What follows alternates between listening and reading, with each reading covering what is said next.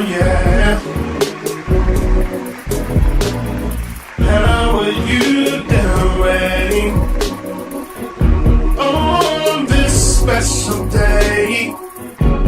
Keeping your motivation in a special way.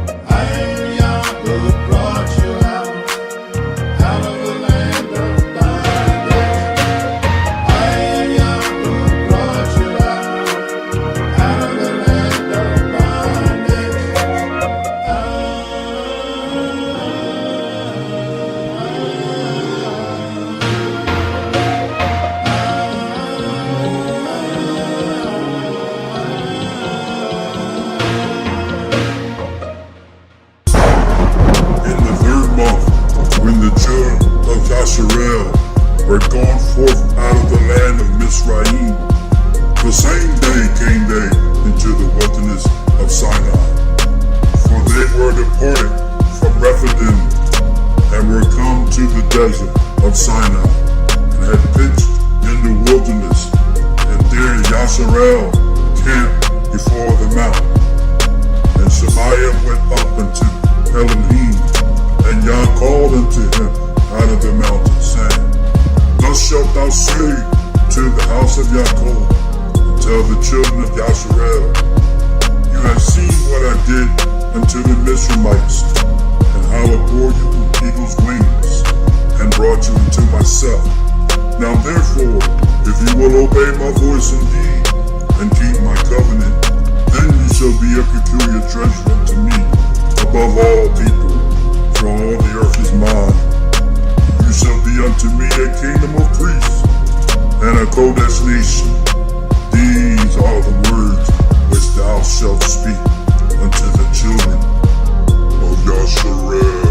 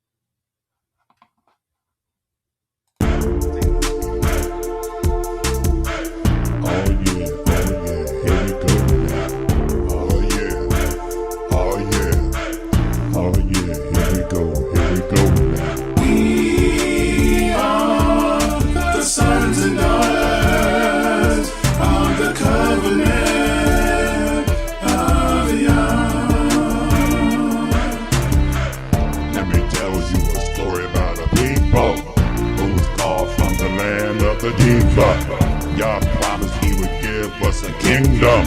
We disobeyed and fell into a syndrome. We are the sons and daughters of the covenant of YAH.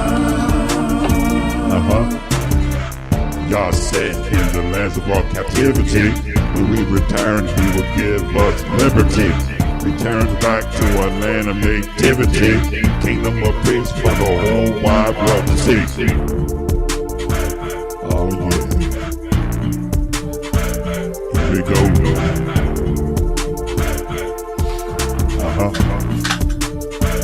Here we go now.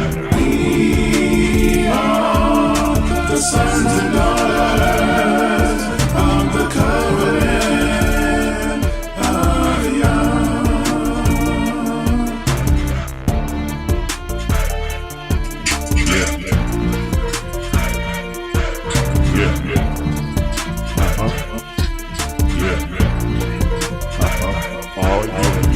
We are the sons and daughters of the covenant of YAH.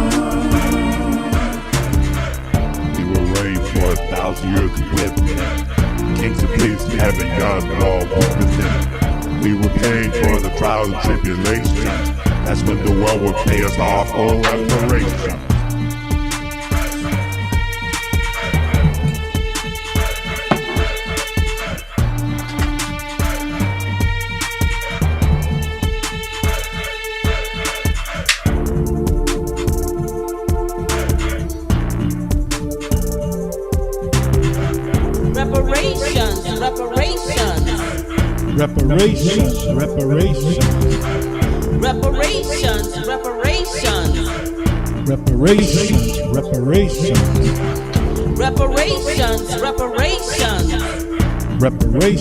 Reparations.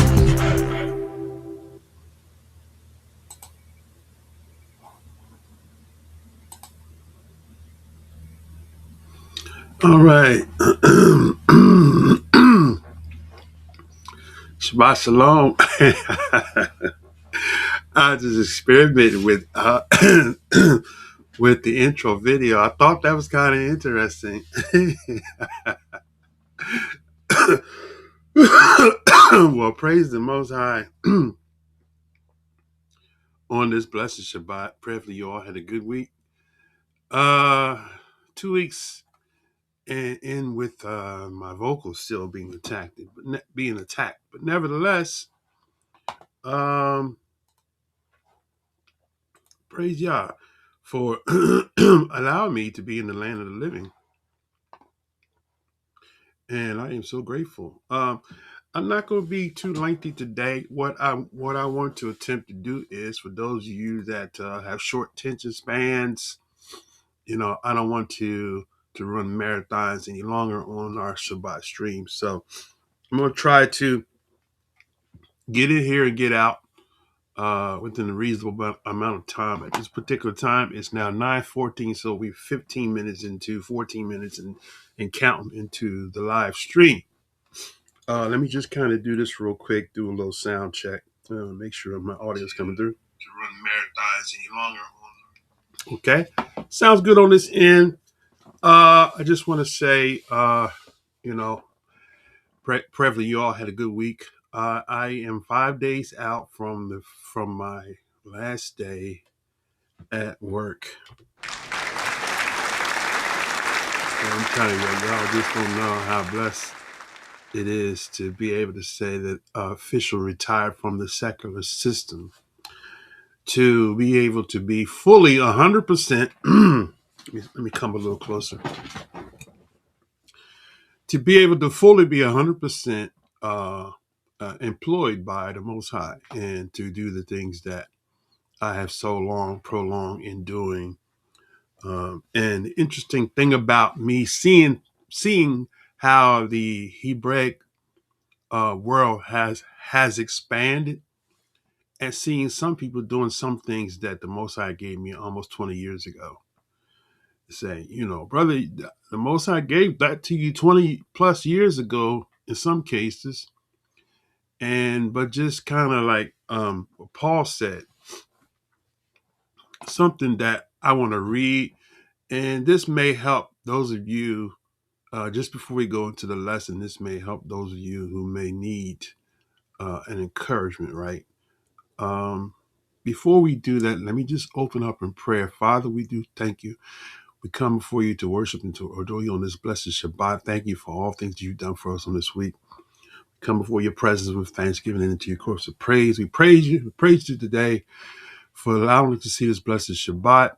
And as we endeavor to go and share with your people on this stream your truths pertaining to what you have already stored up for us, that we would have the spirit to receive that in which you have stored up for us, right?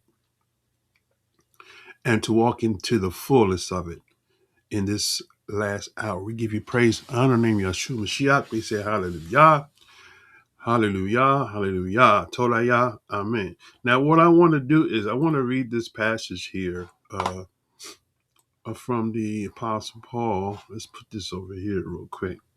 Okay, I always quote it, but I want to read it today.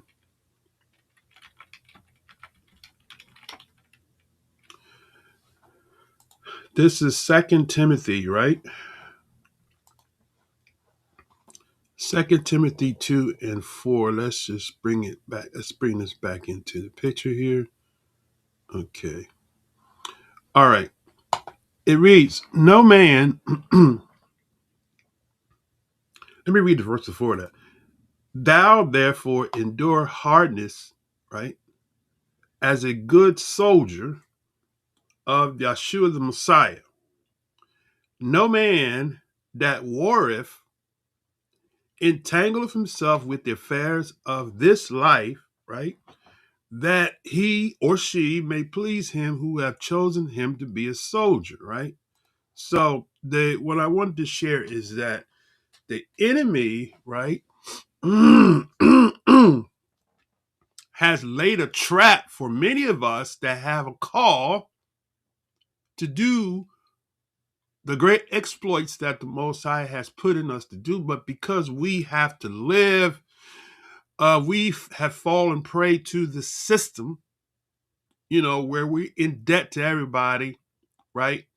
And because of that, we can't focus on what we've been called to do because we're so busy trying to keep up with the affairs of life that we ourselves have created, right? Mortgages, car notes, extravagant lifestyles, and there's nothing wrong with all of that. But when those things take the place of you doing what you're supposed to do, it becomes a burden. So Paul said it very clearly here. Let me just kind of amplify a little bit. He said, no man warreth, right?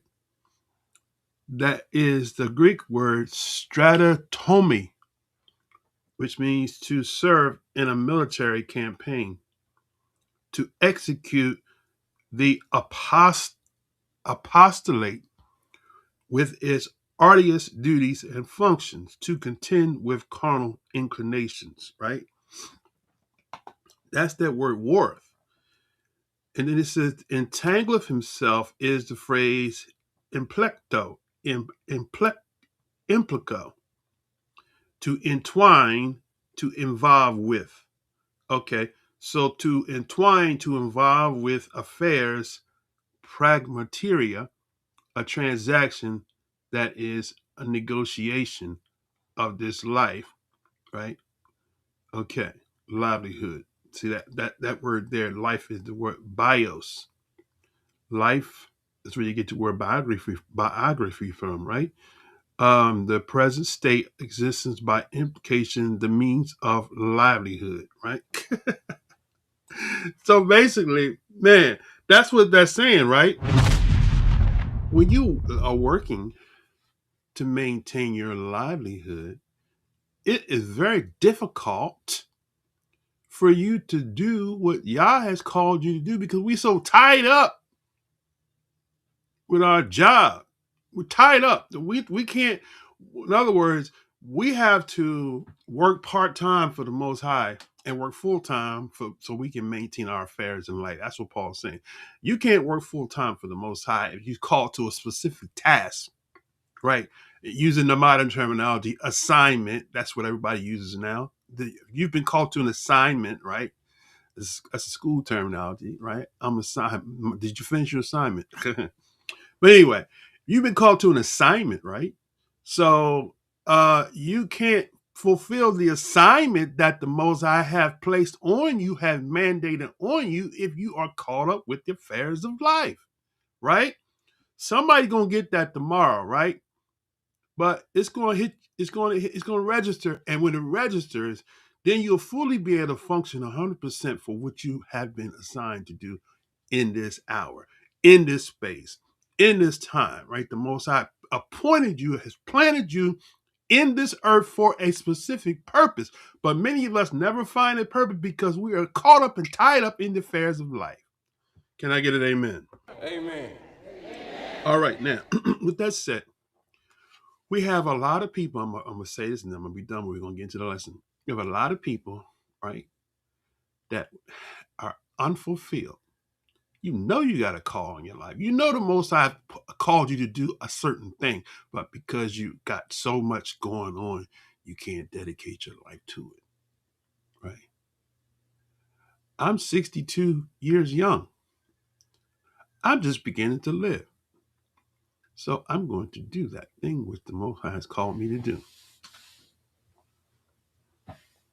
So that's the thing that the Most High is saying, right, to us today.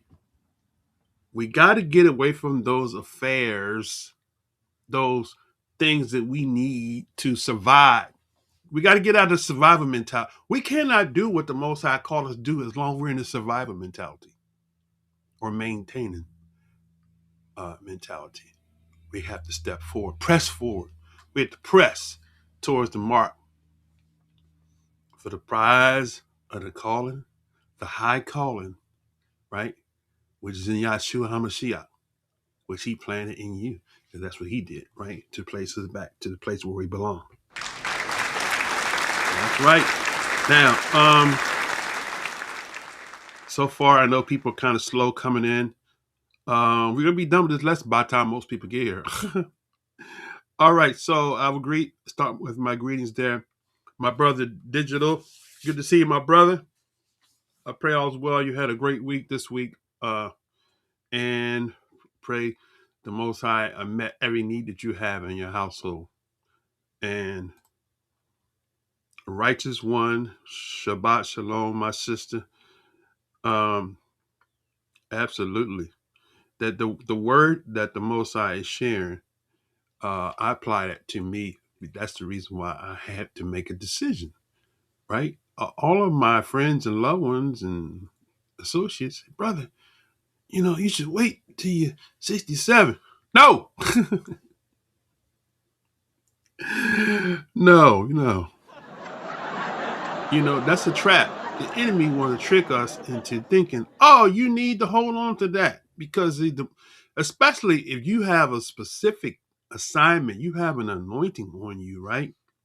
You got to step out and do that. The enemy will set a trap, right? I remember Bill Winston shared his testimony. He was at work, working for IBM. I'll never forget it. He shared that testimony so many times. It's like I can hear him say it now. He was working for IBM, getting paid 6 figures plus. And while he was in the office working, he kept feeling that, man, I feel out of place. I need to be off this job.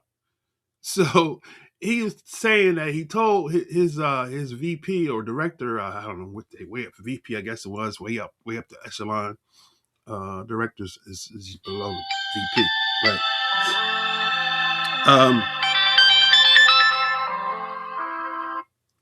I get phone call when I go on a live stream every Shabbat. I don't know for what reason or another people call me, knowing that I stream at this hour. But be that as it may, so Bill Winston said he went to his VP, I think it was VP, and told him that he was leaving the company. The VP told him, he said, "What's the matter? We not paying you enough?" He offered him extra bonus on top of the bonus. So it was a trap. The enemy did that to keep him on that job, right? And that money looked good, right? Imagine now you're getting the bonus on top of bonus, man. Come on now. So he kind of he said, no, I can't do that. I just have to leave. So just take some time off from work, brother. I know you're not, maybe you just feeling, maybe you just overwork, you just need to take a little vacation. It wasn't that he needed a vacation. It was that what he was called to do, he was sitting in that doggone office making money and not doing what he's called to do. So therefore he wasn't fulfilled. He said he left that job, gave everything up, his cars and everything, and came to Chicago from, I think he was in Minnesota, I think it was, with $250 in his pocket. That's what he said.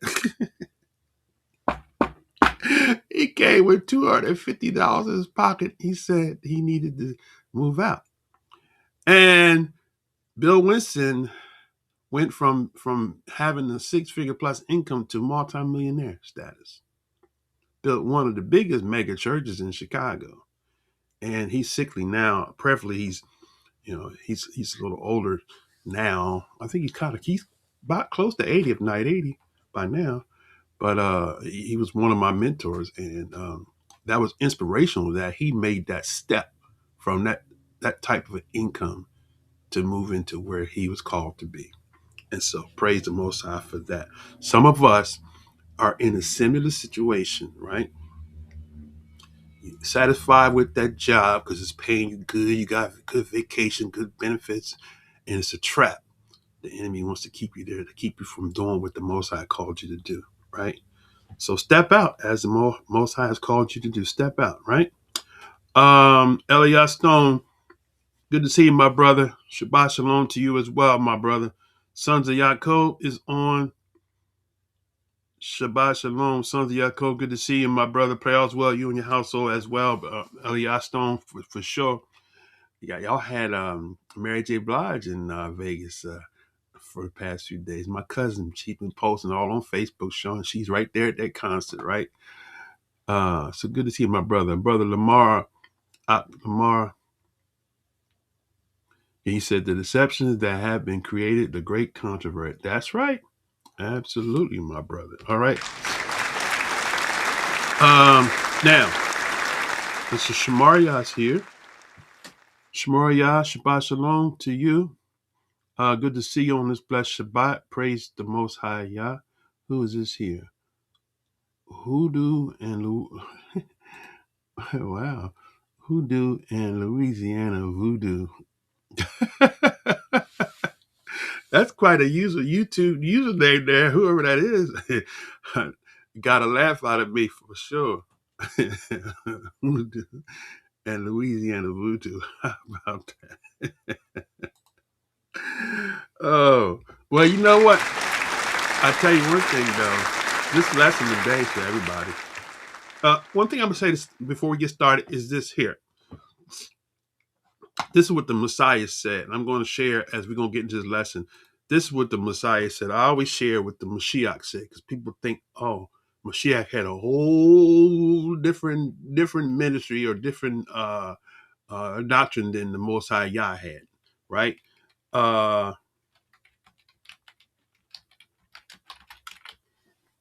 Okay, this is Luke 16. Let's go ahead and let's pull that up. Luke 16 and Luke 16 and 8 and 8. Okay. And the master commended the unjust steward, right? And we're not going to read the whole parable because I read it last week, but I just want to read this part here. Because he had done wisely, for the children of this world are in their generation wiser than the children of light. Why is that, right? Why is that the children of the world are wiser than the children of light? Because the children of light don't believe that the Most High want us to have wealth and riches, right? We think, oh, we're supposed to be wealthy and riches in spirit.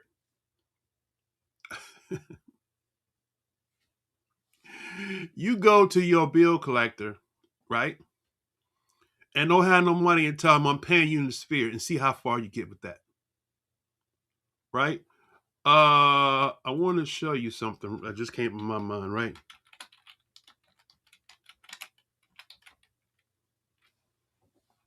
Okay, this is Ecclesiastes 7 and 12. This stuff popping out in my head, so I'm going to give it to you as it comes, right? All right, Ecclesiastes 7 and 12. It says, right? It reads on this wise. For wisdom is a defense, and money is a defense, but the excellency of knowledge is that wisdom giveth life to them that have it.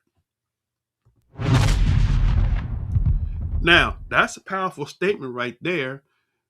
These truths are in the word of the Most High, but because in Christianity, a lot of people, they manipulate the principle of wealth and riches, and it gets distorted because people think that the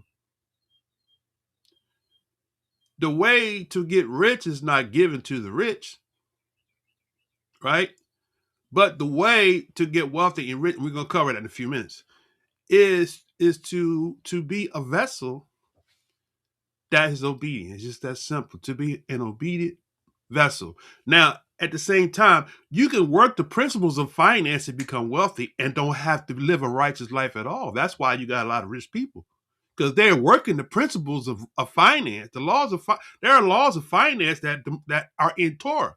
But because the people that are supposed to have the wealth and the riches are not, they don't believe it belongs to them, and they're not walking or they're not anticipating the wealth and the riches that the Most High promised to us. So the riches got to go somewhere. So guess what? The people, Paul said, let me go to Paul real quick. Paul Romans chapter 11. Let's go to 11 real quick. All right, Romans 11, right? These are truths that we miss a lot, right? Okay. We're going to read verse 11, Romans 11 and 11, right? Romans 11:11. I say then, have they stumbled that they should fall? Yah forbid. But rather, through their fall, salvation is come to the Gentiles for to provoke them to jealousy, right? Now, what I want to say is this here. This is why I always teach this real quick. Gentiles are a specific seed of people, the sons of Japheth, right? So when you go to Genesis 10, right, a Gentile, not a non-Jew, a Gentile is a specific seed of Noah's son, Japheth, primarily the Europeans. Okay, so when we go to Genesis 10, right, and we're gonna come back because I want to bring something out in Romans 11. Then we're gonna get into the meat. Okay, now, so if we go to Genesis 10, right, and we look at this one verse here, it's gonna show you in Genesis 10. It says, if you look at 2, it says the sons of Japheth, right? All these sons of Japheth, Gomer, Magog, Madai, Yavon, Tubal, Meshach, Tyrus, Gomer, Askenaz, Ripheth, Togarmah, Yavon, Elisha, Tarshish, Kittim, and Dodan. He says, by these are the isles of the Gentiles divided. Now, don't get twisted, confused with this word goy, because we're not dealing with the word goy. We're dealing with this English word Gentile, because Gentile is an English word, not a Hebrew word. So that word Gentile goes back to that word Gentile goes back to the patricians, right? We did a lesson on that prior. So now let's go back to Romans 11, right? I want to lay the foundation before we go forward, right? So now we go to Romans 11, right? The Most High want Israel, the covenant sons and daughters, to have the wealth and riches and prosperity, but because of our blindness, right? And that blindness is not rejecting Yahshua, because Israel was, the blindness is just simply disobedience. Israel was disobeying the Most High before Yahshua was manifest in the flesh. So that's how we know that the blindness is not talking about they rejected Yahshua, or Christianity said because they rejected Jesus, that's so they're blind. That's not the blindness. Blindness, I'm going to break it down to you in a second. Okay, just go back to Romans 11. All right, so Romans 11 says, had they stumbled that they should fall, Yah forbid, but rather through their fall, right? The word fall is the word paraptoma, which means what? To slide, to slip, to lapse or deviation, unintentional error, or willful transgression, right? That's it. Boom. Because of Israel's transgression, that's the blindness. The blindness is not not following through with the commands of Yah as it pertains to what? Life and righteousness. The Most High said in Deuteronomy 30, I put before you life or death and life, curses and blessings. Choose life that you might live. That obedience is supposed to give us life, not religion to make you feel good. Oh, thank you. That's all we got. We don't have the riches and wealth. We got a feeling. And it's time for us to get out of this emotional feeling and get into the fullness of it, because the Most High gave us domination over the earth. He gave Adam dominion, right? When he called us out of Egypt, he called us to be a kingdom of priests, not to be some religious people, looking crazy, but somebody that's actually walking in a fulfillment of what the Most High has promised us. So now go back to Romans 11, because I want to show you, because we rejected that. All of that went to the Gentile, or the sons of Europe. Now, to go back to Romans 11, right? I say then have they stumbled that they should fall, Yah forbid, but rather through their what? Through their willful transgression against the law. That's what sin is. Sin is a transgression against the law. So the Most High's laws are not done away with, Pastor Price and anybody else that teach that, because it's the laws that give you salvation. Right? Now let's go back in here, because see, most of the Hebrew Israelites that I've come in contact with don't know what salvation is. We have embraced the false concept, and it's what it is, a concept of salvation from Christianity. Salvation means you're going to die and go to heaven. That is not the salvation that the book is about. Right? I'm going to break it down here, and then we're going to show it to you, right? So now let's go back to Romans 11 before I get further in this, right? So he said, through their fall, through their what? Through their paraptoma. through their fall, through their transgression. Now, I'm going to give you the Hebrew because I know some people say, well, brother, we speak Hebrew. Okay. Yeah, I get that, right? So let's give it to you in the Hebrew. So let's give you the word for transgression. All right. Okay. Now we have the word transgression is pesha in the Hebrew tongue, right? A pesha in the Hebrew tongue. Let me show it to you on the screen so you can see. All right. A pesha means to revolt. To revolt, a national, moral, or religious revolt, right? In other words, we say the Most High says do it this way, and we say we don't want to do it that way. That's a revolt, right? So it goes back to just the simple word transgress. Okay. And so the transgress,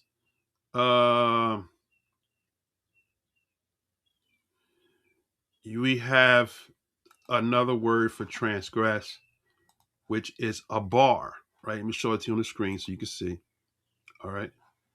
A bar to cross over while in any transition, right? So that's transgress, to go, to cover, right? To transition, right? So in other words, transgress is to revolt or to go against the instructions of the Most High. So when we go against the instructions, we say, I know what the scripture says, but that's the transgression, right? Transgression. In John 1, it says,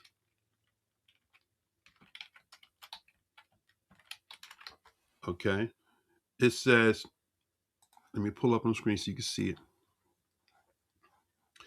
Whosoever committeth sin, transgressive also Torah. For sin is the transgression of Torah, right? That's it, right? So there's no other explanation for transgression. So when you transgress the Torah, you cheat yourself of having the fullness of what's promised, because the Torah is the instructions. Torah is not just law. Law is an English word, right? That's legal, right? There are laws within Torah, but Torah is instruction, right? Now, with that said, let's go back to Romans 11, okay? All right. Come on now. Oh, let's do it this way. Okay, Romans 11. I'm gonna bring it home. Then we're gonna get into the lesson. Okay. So by the transgression of fall, salvation, right? This word salvation in the Hebrew, in the Greek, I should say, is the word rescue, safety, physically or morally, right? So salvation is common to the Gentiles or the European nations, right? The sons of Japheth, for to provoke them to jealousy. So now we're going to amplify this real quick. We're going to see what is that that is provoking the so-called Negroes, who are the Hebrew Israelite people, right? The next verse is going to explain to you what is provoking us, right? So this is what he says here. He says, now if the fall, right? So we got that word fall. So now we're clear that this word fall means to transgress the law, right? So, other words, how can you be prosperous when you transgress a simple law, right? For example, I always quote this, right? Many of us, to our own ignorance, transgress this law, and we can't prosper because we constantly are going against, right, the instruction that brings prosperity. Now, real simple, I'm going to pull it out. We're going to go back to Romans 11, and we're going to go all the way back to the beginning, right? We're going to show you the promise. Okay, now, so Proverbs is what I want to go to now. So, where he says that the rich rule over the poor.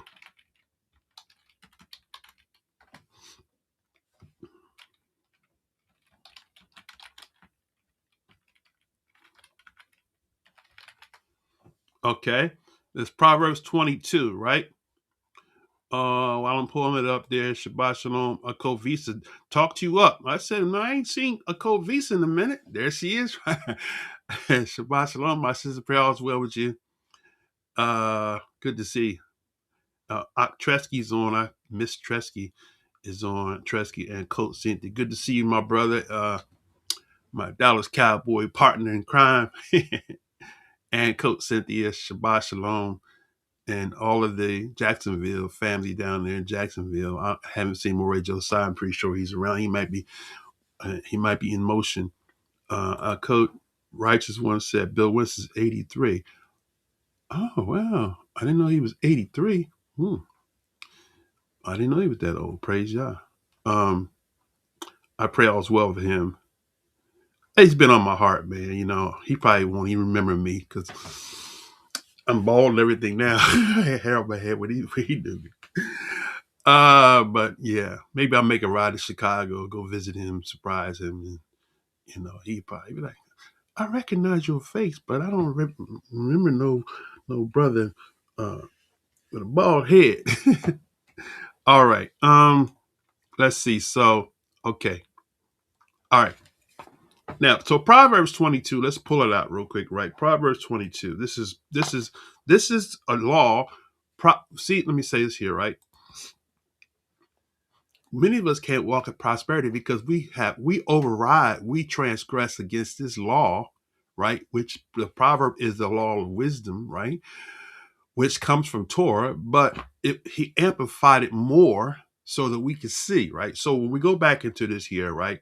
Proverbs 22:7, it reads on this wise, right? The rich rule over the poor. Okay, see that? The rich rule over the poor, right? And the borrower is a servant to the lender. See that? So the rich rule over the poor, and the borrower, right? The borrower is what's called the Levah, one who is twined, united to remain, also to borrow as from obligation. So it's obligatory. The system we live in have you living against the proverb that says the rich rule over the poor. When you get that precept, now you think different. I'm thinking from a lending status, not from a borrowing status. When the Most High bless you with things, you're able to lend to the nations and you're able to bless your people, right? See how that works? So I'm ahead of myself, but the blessings of Yah comes that you may bless the people.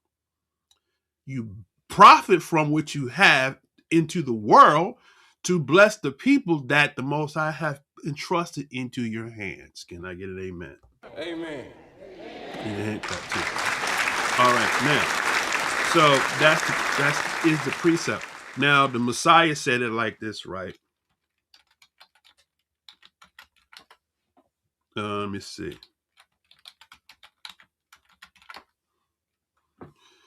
Okay, it's a couple places he said it. And matter of fact, let's go to Luke 16. I like Luke 16, and then we'll do Luke 16. We'll go back to Romans 11, and we're going to go back to the beginning. All right. So now Luke 16 says what? The Mashiach said, no servant can serve two masters, for either he will hate the one and love the other, or else he will hold to the one and despise the other. He says, you cannot serve Yah and Mammon. Right? You cannot serve Yah and Mammon. Right? So Mammon is the word wealth, right? Okay, confidence, wealth, personified. Right? Now, we have wealth, right? We're supposed to have wealth, but not serve wealth. It's a difference. The love of money is the root to all evil. It doesn't mean you're not supposed to have it. It's not, you're not supposed to serve money, serve wealth, right? People serve to get wealth. But we're going to show you that the Most High has a different plan for that, right? So now let's go back to Romans 11 and let's amplify it, because when we talk about salvation, right, we're talking about prosperity. We're not talking about some feeling where you prosperity. We're talking about salvation. Is talking about us being in compliance with the Most High's law, statutes, and commandments, which brings forth life, right? Now, Romans 11 says what? Okay, now, if the fall of them be the riches of the world. See that? It's because of the transgression that the riches had gone to the world. So all the world have become rich because we, the people who the Most High gave this promise to, transgress and continue to transgress against the law that brings forth prosperity. For example, if the Most High said 6 days you shall live in, the seventh is a Shabbat, we can't even get that part right. You know, because if you owe, you got a business, Saturday's a shopping day for the world. So you violate Yah's law because you serving mammon. I gotta run this business. And your business can't prosper if you are going against the law of Yah and you're Israelite. See, what's required of the world, they're only benefiting because of our disobedience. When we walk into the righteousness of Yah in obedience, that's when that verse will kick in. The wealth of the wicked is laid up for the just. It's laid up. They building it up because we're not walking in obedience, right? I'm ahead of myself, but let me see. Okay, now go back in here. So let's break it down. So when you say salvation, right, you're talking about what? You're talking about prosperity. That's what you're talking about. Safety. Right? Now, so Romans, interesting, Paul nailed it. He said, if the fall of them be the riches of the world, the riches, right? The wealth, look at that. See that word? See how it's all tying together? If the fall, the transgression of them, who? The transgression of the Israelites against the law of Yah, against Torah of Yah, be the riches or the wealth, fullness, money, possessions of the world, right? So let's amplify that, right? So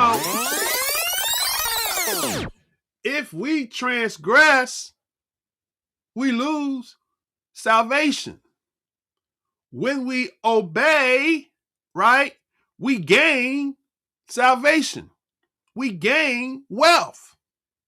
That's a no-brainer. But we're not being taught this in our circles because we try to spiritualize the text. We become spiritualizers. And we suffer from lack because of lack of comprehension of the word of the Most High from cover to cover. It doesn't change. Yah's plan for us to prosper hasn't changed. Because we have lack of it, we spiritualize it and try, well, brother, we rich in the spirit. You look, it's time to stop being a dodo brain your whole life, right? All right, let me get back. That was an old Kazak came out there on that. All right, let's go back. All right, now. So if the fall of them be the riches, which is the Plotus, kind of close. We get that word Pluto TV. Pluto's a deity, but Plotus is a Greek deity too, I believe. But you got the wealth as fullness, money, possessions, abundance, riches, right? Specifically, valuable bestowment. You can be more clear than that. So the fall of them is the riches of the world, and the diminishing. So this word diminishing is the Greek word hatima, deterioration, right? Failure and loss. Deterioration, failure, and loss. So our disobedience is bringing, not only is it is giving what the Most High promised to us, to the Gentiles who's got it now, running with it. They got jets and they got yachts and they got cruise liners and they got helicopters, and the whole list goes on and on and on, right? All the stuff that we supposed to have, they got it. Because why? Because of our fall, right? So now Paul nails it. He says what? So the diminishing of us, deterioration of us, right? We live in the projects, right? And we gotta duck bullets to get to our house, right? We working all the hard labor jobs while the Gentiles is on the top, eating the finer things in life, and we have a one-time life treat. You know, they live that on the weekends. They live for the weekends. We go to Ruth Chris, right? That's a birthday celebration. They know. We buy $100 rib, right? That's a treat. They know every day for us, but for them, you see the Gentile. I was in Dallas. The Gentile hanging out in that little place. I forget the name of it. They buying $100 ribs, slabs of ribs and stuff for $100. That's normal for them, right? Okay, but let me get back. So Paul said what? He said that the fall of them is the riches of the world, and the failure, deterioration, the loss of them, the Israelites, is what? The riches. He goes back with that word riches again, right? It's the plotus, the wealth, money, possessions, right, of the Gentiles, right? So now, this actually helps to explain that this word Gentile is not talking about a non-Jew, right? Because of a non-Jew, if we use that word Gentile and say, "Oh, Gentile is talking about," we was Gentiles, right? We wasn't in the truth; we were Gentiles. Well, the question is, if you're a Gentile, where's your wealth at? Where's your riches at? Because Israel forfeited the wealth and riches, and the riches have gone to the Gentiles. So if you're a Gentile, where's your riches at? Where's the money with your picture on it? Right? Where's the country where you go to say, this is our country, we got our own airlines, we got our own banks and system, right? You don't have that because you're not a Gentile. All right, now, the Gentile also is a people that are not a people. The Moses said, I will provoke you with the people that are not a people, right? So who are those people that are not a people, right? Those people that are not a people are the Gentiles. They the ones got your riches. Okay, now, so the riches of the Gentile, how much more their fullness, right? Diminishing of them is the riches of the Gentiles, how much more their fullness. Then he says, for I speak to you Gentiles, inasmuch as I am an apostle of the Gentiles, I magnify my office. So Paul, and we're gonna progress to the root of it, and then I want to open up with the scripture, and I'm gonna be done. Okay, now I'm almost finished. Y'all say, brother, you ain't almost finished. It's just 10 o'clock. Okay. So, Paul said, Paul was an apostle to the Gentiles, right? So that's another nail in the coffin that we're talking about the sons of Europe. Because Paul was called to who? Romans, they're sons of Japheth, right?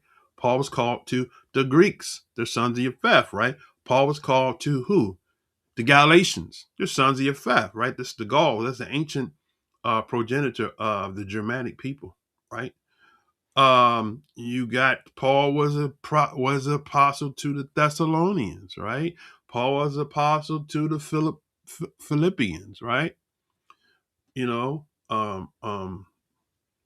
Paul had Romans big time connected with him. So that's the Gentile. Now, with that said, prayerfully, you got somebody, because that's learning something on the way learning something right now. Let's go. What I want to do is I want to go to Psalms 112. So let's go to Psalm. I'm going to kind of go backwards, right? Let's go to Psalms 112, right? Just to kind of reiterate what we just said. So we're going to go to Psalms 112 and verses 1 through 3, right? Psalms 112, right? Verses 1 through 3, all right? Psalms 112, verse 1 through 3. Praise ye Yah. Blessed, or that's the word what? Esher.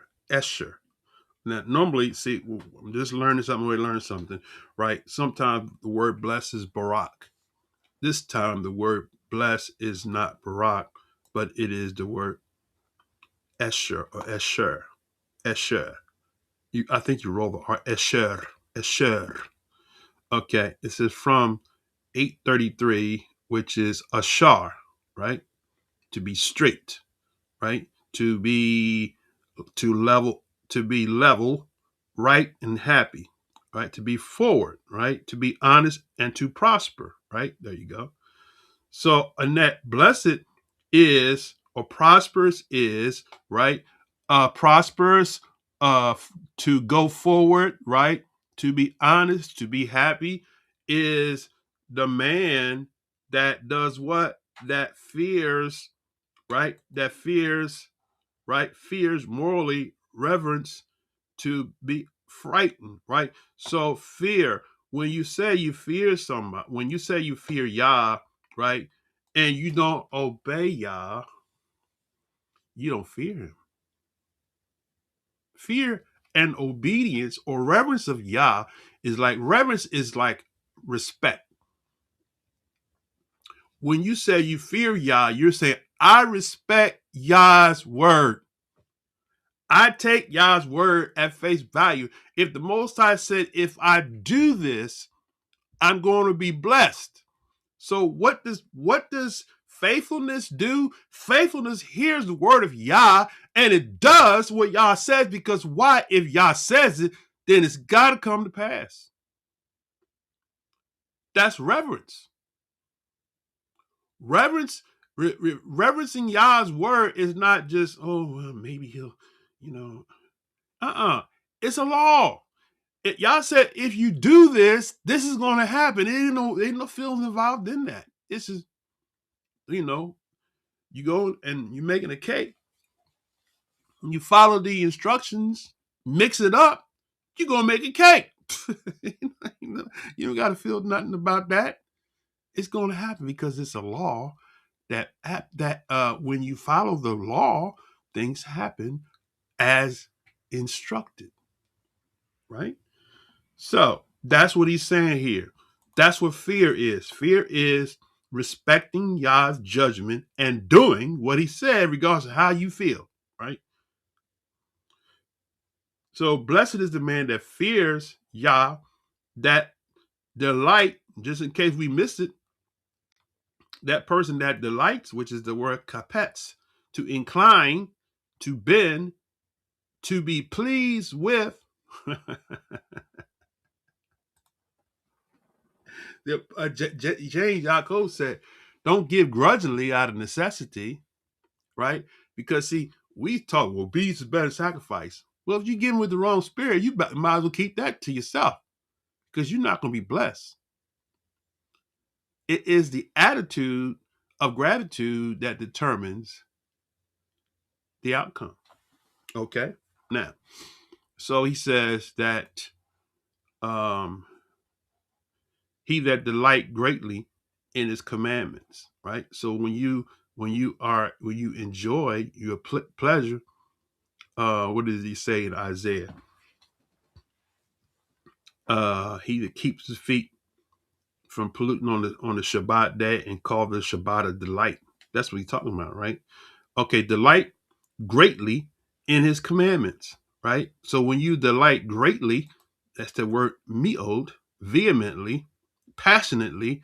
So when you have a passion of following Yah's, when you love Yah's Torah, that's what he's talking about. When we love Yah's Torah, we love Yah's Torah because we reverence that what Yah said, in regards to how I might feel about it. If Yah said it, it's going to come to pass, right? But when you don't reverence Yah, you do it out of religious obligation and you don't get no results, right? Man, can I get an amen? Amen. All right, so now let's go back here because I'm getting to the meat part right here. All right.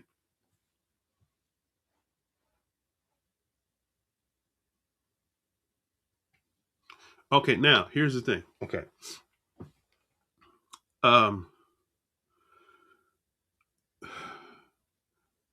Let's go back in here. All right. I see a comment that kind of caught my attention. Okay, now here's the thing I want to deal with. Okay, now, so if we delight greatly in the commandments, right? We have to shama, which means hear intelligently. See, the problem in the Hebrew community, we rehearse Torah, but we don't hear it intelligently. Let me say that again, right? When you hear Torah, but you don't comprehend it intelligently, it becomes a religious repetition. Repetition doesn't get results. It's comprehending the Torah that produces results. Because when you comprehend it, you know that there's going to come oppositions when you follow Torah. But you know that if I continue and be faithful in doing it the way the Most High said do it, I comprehend, I hear intelligently, regardless of what all the opposition might come against me, I'm expecting the end result because I comprehend, I shama, I hear intelligently what Yah is saying. And so I act based on intelligence, not based off of feelings. Oh my. Am I right? Now, so he says that because he delights greatly in the commandments, his seed shall be mighty upon the earth, right? His seed shall be mighty upon the earth. The generation of the upright shall be blessed. Okay? So he's saying, but if you keep these commandments, you're going to be mighty, right? Your seed's going to be mighty, right? That's the word Gibor, powerful, right? Warrior, tyrant, right? See, that power, I'm going to show you something. We're going to tie this together in a minute. Because see, y'all don't comprehend what the power is. We're going to break it down in a minute, right? So he says what? He says that word Gibor means powerful, right? Powerful. You can't be powerful if you don't have no power, right? Okay. Powerful, by implication, warrior and tyrant, right? Paul says something like this. He says, having a readiness to revenge against all disobedience when my obedience is fulfilled. So when I'm walking in obedience to Torah, I'm a revenge against everything that comes against the word of Yah. Why? Not because I'm religious, but because I comprehend, I hear intelligently what Yah is saying, and I know what Yah says will come to pass, and I know the opposition that comes against it, seeing it being fulfilled, right? All right. Now, with that said, let's go back and see what the promise says here. Now, he says,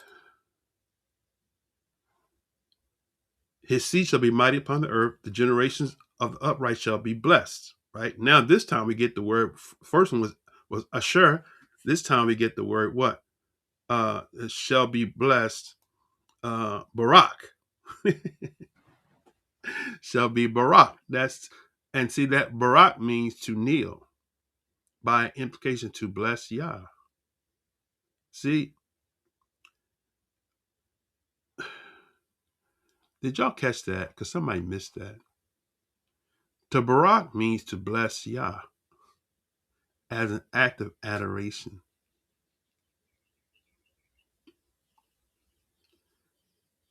So when we are, in other words, when the Most High is seeing the results of his spoken word, that's what's blessing him. Y'all missed that. Somebody said, how can I bless Yah? You are blessing Yah by manifesting his word. That blesses him to see that you take his word at face value and you are seeing the results of what Yah said. That's blessing him to be able to say, oh, they got it.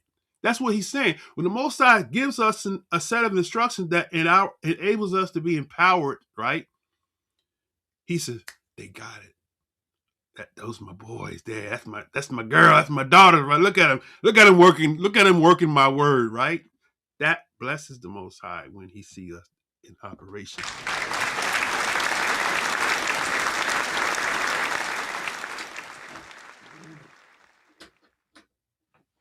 Okay. I had to adjust the heat there a little bit. I started to roast. The Ruach's coming, filling me up. So I'm roasting here. All right. Now, where was that? So this is the good part. This is the next verse. This verse right here. See, to get to this verse here, you got to comprehend this, the first two verses, because, see, people want the gifts without the giver and following the protocol of the giver to obtain, right, the Esher, so that we can barak him, right? Baraking means you fall and prostrate before the Most High. That's what barak means. Okay? Barak, Baruch, fall prostrate. If you ain't falling prostrate, you ain't baraking Yah. You standing up, and then, I was reading last week. I'm gonna get back over here, but boy, I tell you, stuff. Shabbat is so good, so much comes out. But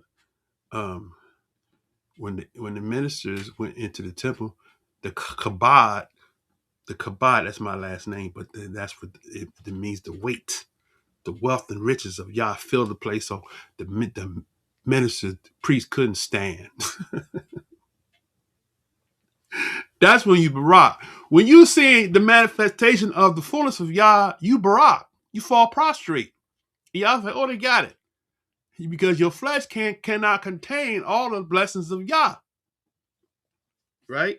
Now, here's the verse here. This is the third verse, right, of that passage. Once we get verses 1 and 2, now 3 says what? Wealth, look at it, and riches. Wealth and riches. One more time.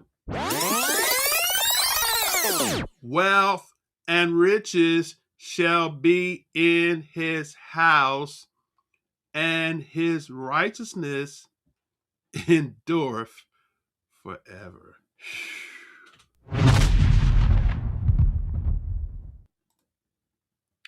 Now, if you have a religious mind, that just went over your head because you don't get it.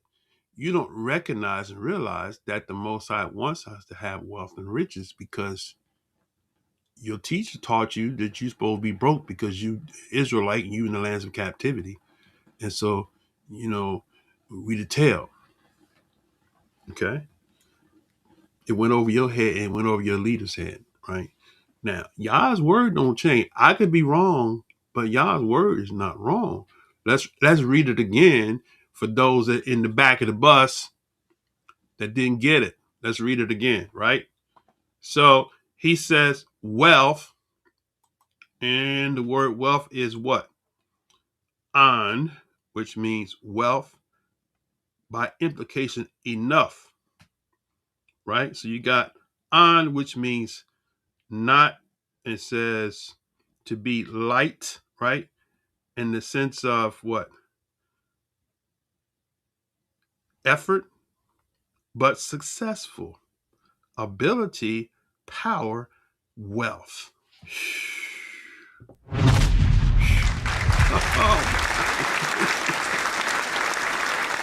We ain't supposed to be lacking, brothers and sisters. If you are a covenant son of the daughter of the covenant, you ain't supposed to be lacking. If you're obeying Yah, right? If you following Yah, if you first thought you got to comprehend, you have to shama, hear intelligently all that he said about wealth, prosperity, and finances, and we operate in that space and we follow through with the protocol of it, we ought to see some results. Right? Now, Let me read that again, then I'm going to move forward. All right. Shabbat Shalom, Brother Digital. Praise Yah for the super chat. Hallelujah. Brother, I'm telling you, this brother got it. A lot of people don't have it. They don't comprehend. You know, the things that the Most High give us to share on this channel is invaluable. You won't learn this in financial seminars. That's why I'm off the job. I'm going to travel and for free and teach people these principles that I've learned that I'm going to put into practice. And I'm going to see myself become a self-made billionaire. And I want it. And y'all going to give it to me because I comprehend the purpose of it, right? Now, with that said, so back it says that wealth and riches, right? Wealth, so we did the wealth. Riches is wealth amplified. Okay? Assure, to accumulate, to grow, make rich, right? So in other words, I have a saying that I used to say, and I say, I'm going to start repeating it again. It's increase and overflow. The Most High want us to increase more so that we can have an overflow, because what do you do with the overflow? It said, the Messiah said, he that believe on me, as the scriptures saith, out of his belly shall flow rivers of living water. That's not a spiritual cliche. He looks at things different than we look at, right? That which is spiritual is more powerful than that which is natural. When the spiritual part is right, the natural is going to flow, right? So here he says riches, right? And wealth. Shabbat Shalom, brother. Brother Lion Pride, good to see you, my brother. Also, too, who is this brother? Brother Dookie Dollars. Good to see you, my brother. He said hit the likes and hit the likes, smash the likes. He always says smash the likes. All right. Praise y'all. Okay. It says, so wealth and riches, right? Wealth and riches. So riches is wealth amplified. Wealth is having, right? Having enough, right? So wealth, this word for wealth, on, means being honorable, having enough. But this word riches is the word osher, which means to have wealth, or to, as it said, to overflow. See, in other words, it's kind of like this. Millionaire status is for you. Billionaire status is for the people.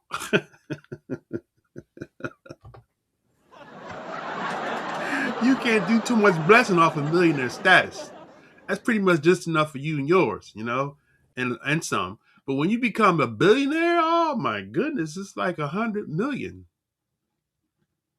That's where we're supposed to be. We're supposed to be in a place where we are able to have an overflow, that whatever we want to build communities and stuff like that. We want to have an enterprise where we have a space where it's a center where people are being trained how to do everything that pertains to life, building houses, doing electricity, dominating finances, stuff like that, financial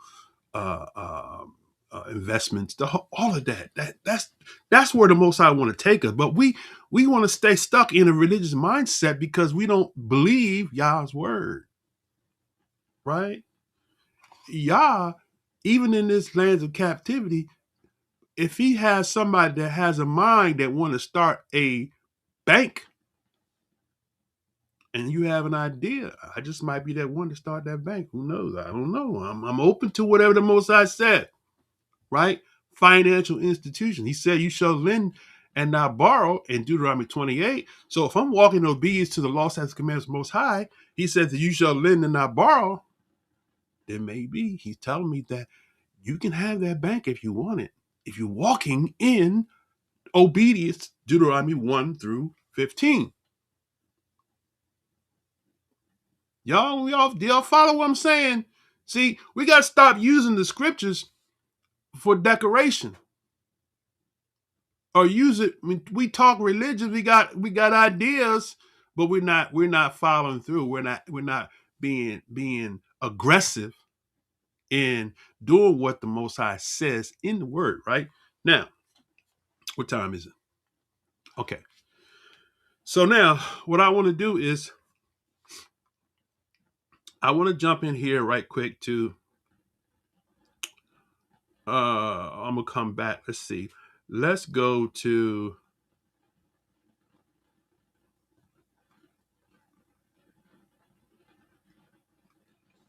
uh-oh. I think my heater's running on. Here we go. Let's just turn it off. I got what I needed out of that for now. Okay, so let's see. I'm gonna go backwards. So I'm gonna hit and we're gonna go back. All right. So I want to go to a very passage that some of you have probably read, but you've never really never registered. Right. That's where that shama comes into play. Shama meaning to hear intelligently, right? Okay.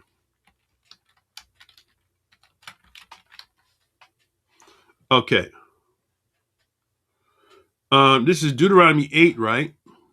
Deuteronomy 8 in the book of the law, book of Torah, right? Deuteronomy 8, and we're going to start at verse 17, right? 17. It says, it reads on this wise.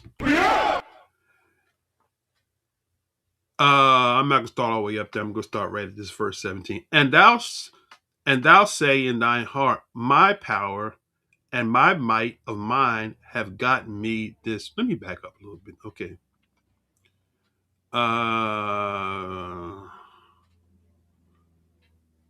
Let's start here, verse 13. Okay, verse 13. All right. 8:13. And when thy herds and thy flocks multiply, and thy silver and thy gold is multiplied, and all that thou hast is multiplied, then thine heart be lifted up, and thou forget that Yah. Let me back up. Wait a minute. I gotta back up for a second. Wait a minute. When thy herds and thy flocks multiply, and thy silver and thy gold is multiplied, and all that thou hast is multiplied. Watch this now. Here's the position we have to take in our spirit.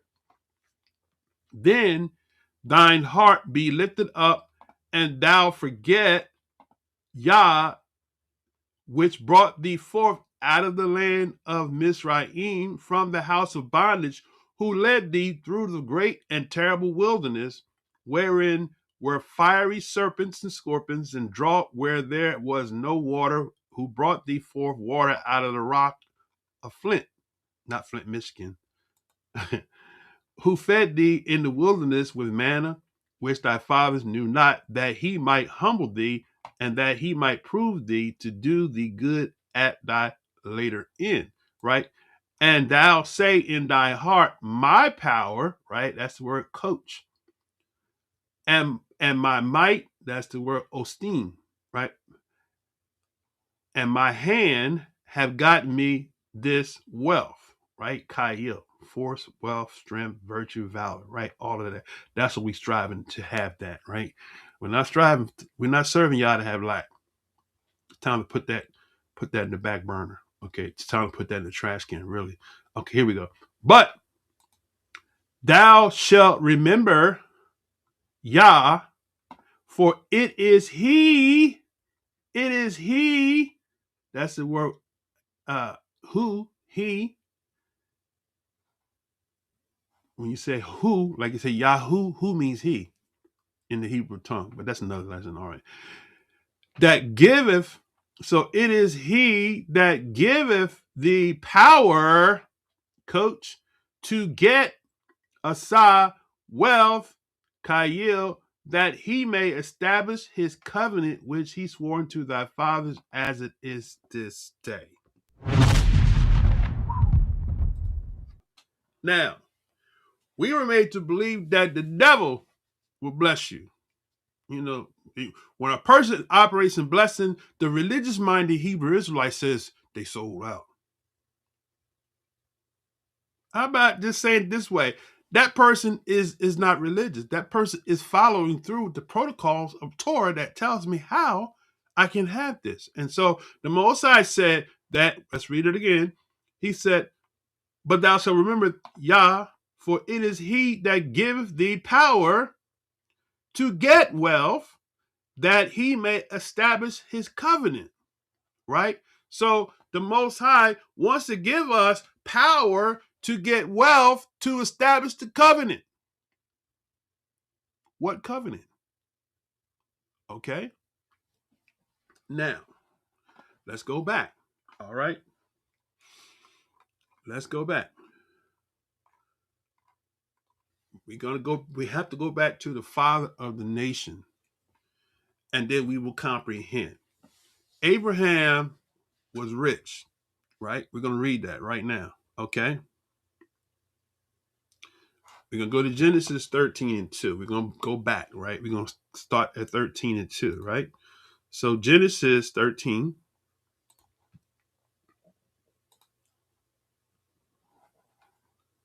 See, we spiritualize things and we suffer lack because we don't comprehend that we live in a material world, right? That is spiritual and material. But what's the sense of you having quote unquote spirituality if you cannot materialize the things that you need to sustain yourself, to be able to provide and make provision, to be able to fulfill the covenant of YAH, which says what he said to Abraham. We'll cover that in a second. All right. So let's go to Genesis 13 and 1 says, and Abram went up out of Egypt, he and his wife, and all that he had, and Lot with him into the south. Abraham was what? Very rich, right? He was very rich. Wait a minute. How many times we read that, right? Wait a minute. How many times have we read that, right? How many times have we read that Abraham was rich? Okay. Now, we're going to read this and we're going to see what was he rich in. He wasn't rich in the spirit, brother. Thank you. That's what we got. We got to look. I'm so tired of religion. Religion becomes an excuse to not operate in the fullness of YAH. Let me say that again. Religion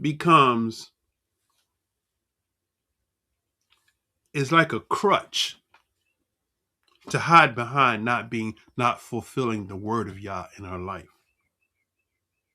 So we cover it up with religion and we blame the devil.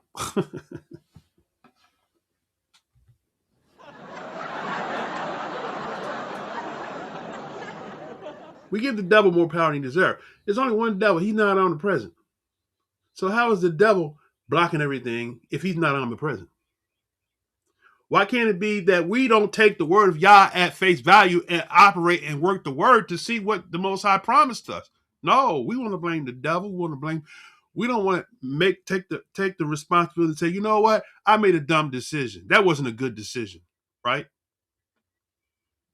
We blame the devil instead of owning that I made a wrong decision. So therefore, because I made a bad decision, I've struggled for 30 years paying a mortgage, a house that I don't really want no more now. I'm just saying. Stop blaming the devil. The devil didn't choose that house, right? The devil didn't choose that car, right? The devil didn't choose that job that you have to work on the Shabbat. You can't have off for no feast days and nothing like that. You're working like a Hebrew slave, like I'm working 14 hours a day, 5 days a week, right? And you got purpose in that. Get what the Most High sent you in that space and get out of it. Am I right? Am I right? Okay, so back in. So Abraham was very rich. right? He was rich in cattle, right? All right. Look at it.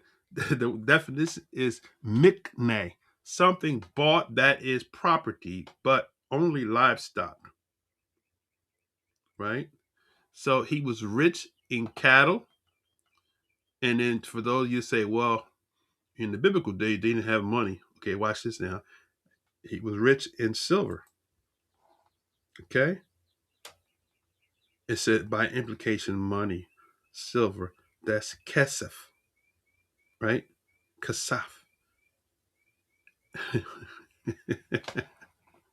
So he was rich in cattle, silver, and wait a minute, gold. Oh my, zahab, right? He was rich in gold, right? As oil and clear as sky, right? That's the solid gold, right? He didn't go to the local jewelry store and get him some gold plated. He had the purest gold, which is the transparent gold that you could see through. How many of y'all saw gold? And we have never seen a gold that you can see through. But that's the kind of gold Abraham had. You know, we see this gold that's bright yellow, but this gold that he had was transparent. It looked like glass. As a matter of fact, you go to Revelation, talk about the gold paved streets, crystal clear gold that you could see through, right? That's the kind of gold that Abraham had, right? So it said Abraham was what? Rich in silver and gold, right? Cattle, silver, and gold. And he went on his journeys from south even to Bethel, unto the place where his tent had been at the beginning, between Bethel and Hai. All right, now, so here's the question that we have to ask, right? We're going backwards now because we're going to show you. We even gave you the answer already to the riddle. How did Abraham get all this wealth? Okay. Where did he become rich? So we're going to go back, right? Now, let's go to chapter 12. I've told you we're going back. Okay. We went to the end. Now we're going back to the beginning. We're going to make the connection, right? All right. So we go to chapter 12, go to the chapter ahead of that, right?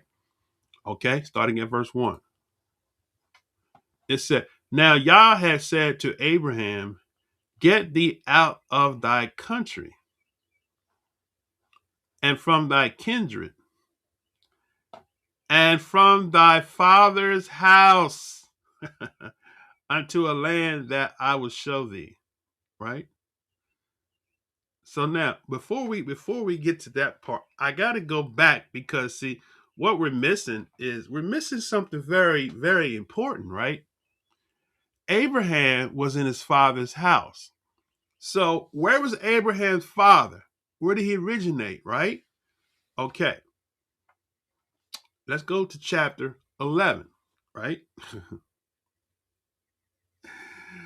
The Tower of Babel, if you go to chapter 11, I'm not going to read the whole chapter, but I just want you to see that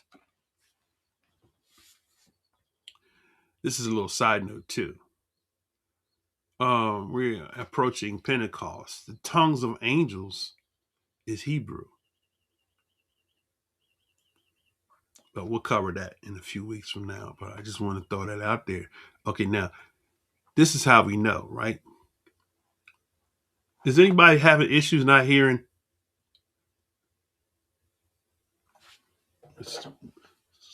Let me see. Originate, right? Okay. We got sound. So, Lamar, I don't know what's going on your end. I hear it coming out here. He said no sound. So, the Tower of Babel, if you go to chapter 11, I'm not going to read the whole chapter, but I just want you to see. I just want to make sure that I didn't cut out. I don't see where I cut out, but this is a little side note, too. We're approaching Pentecost. Tongues of angels is Hebrew. But we'll cover that in a few weeks from now. But just want to throw that out there. Okay, now this is how we know, right? Okay, so all right, check. So somebody let him know. I just probably he saw that. I don't like for nobody to miss. Okay, all right. Now, what I want to do before I go back there, I want to show you something because somebody said something earlier, commented. Where did that comment disappear to? Okay, here we go.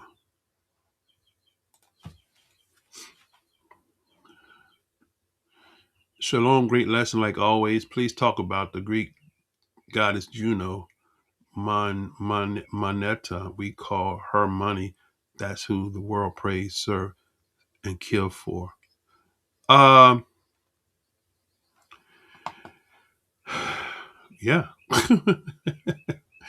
I mean, this you did it already, so I don't have to do it. You did it. I mean, it's self-explanatory. Appreciate that. All right.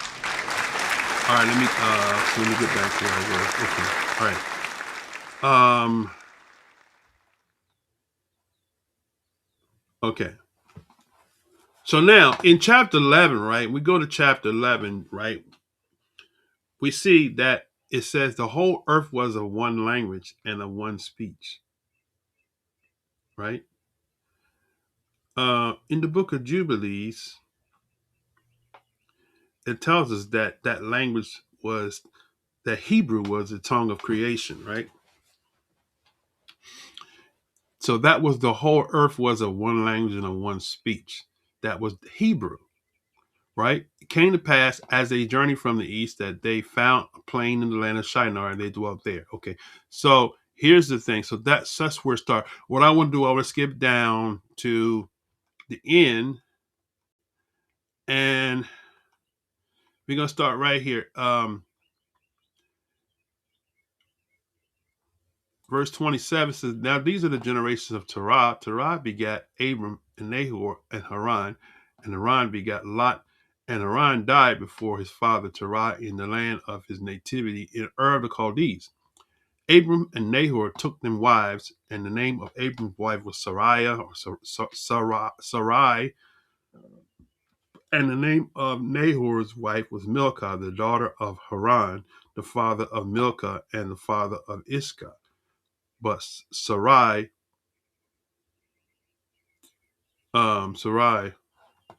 okay. I'm not sure, my brother. I'm not sure. I'm not sure what's going on with your sound.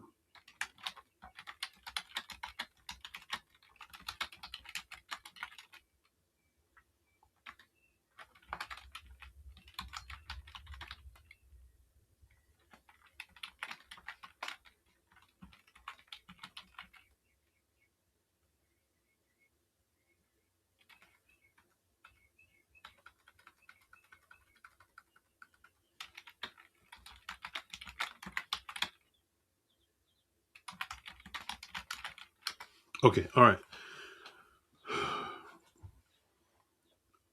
So let's see, where was that here? Okay. So Terah took Abram's son Lot. Let me back. Terah took Abram his son, and Lot, the son of Haran, his son's son, and Sarai, his daughter-in-law, his son Abram's wife, and they went forth with them from Ur of the Chaldees to go into the land of Canaan, and they came into Haran and dwelt there, right? So that's where Abraham's wealth started, right here, right? So Abraham's wealth started from his father, right? So Abraham inherited his father's wealth. Now, what's missing is you don't get it in the King James. You got to go in one of the apocrypha books called, I'm not gonna read it for the sake of time, but I'll give you the link to it. You can read it. This is the Apocalypse of Abraham. Read that in your spare time. And it basically tells you in chapter 7 that Abraham's father, Terah, worshiped that same deity that they was building in the Tower of Babel, right? and his father was given the daughter of Nimrod as his wife, who happened to be Abraham's mother. So Nimrod was the king. Torah, Abraham's father, was in power because his father gave him wealth for his daughter. So when Terah left Abram, because the reason why what's missing in King James is that the king wanted to kill Abraham because Abraham was destroying the idols, right? So Terah said, let's move out because the king gonna kill my son. and according to the legend that the king had received from an oracle, that one of the sons of Abraham, his grandson, were going to kill Nimrod, which you go to the book of Joshua, talks about how allegedly Esau killed Nimrod and took Nimrod's garments, the cape that he inherited from Adam, that was covered. Mosai covered Adam, the coat of skins, right? That's a whole nother lesson. There's a whole lot of reading that y'all don't have time to read, but I read all that stuff. I just want to kind of give you a synopsis of it, right? So Abraham, father, left, and he goes to Haran. He was headed to Canaan, but by this time he was up in the age, and he died right there in Haran. So what happened? Abraham, being the son, inherited all that wealth from his father.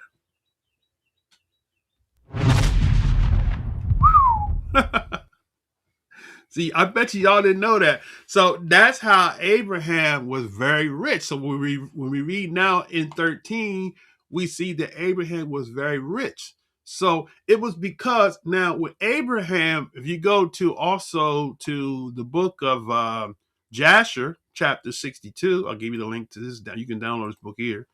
It shows you how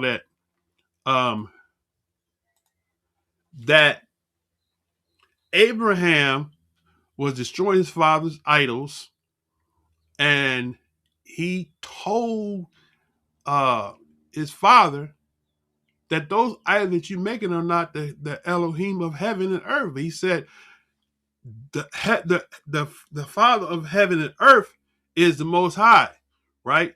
And who taught him?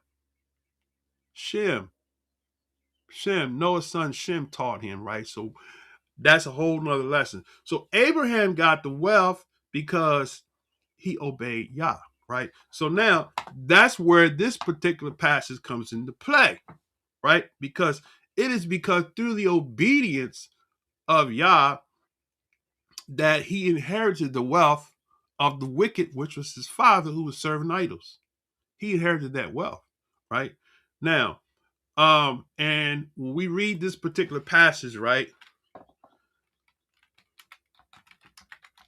I shared this years ago, and I never heard nobody sharing it until I started teaching from it. But now everybody teaches it now. But you have to comprehend why this passage is here, right? Okay, so now let's go to Genesis 26. Now we'll go forward, and then I'm gonna read some verses here. We're gonna close it up. What time is it? 11 o'clock yet? It's almost 11. I'm doing pretty good. Okay, all right. So let's see. Let's go Genesis 26.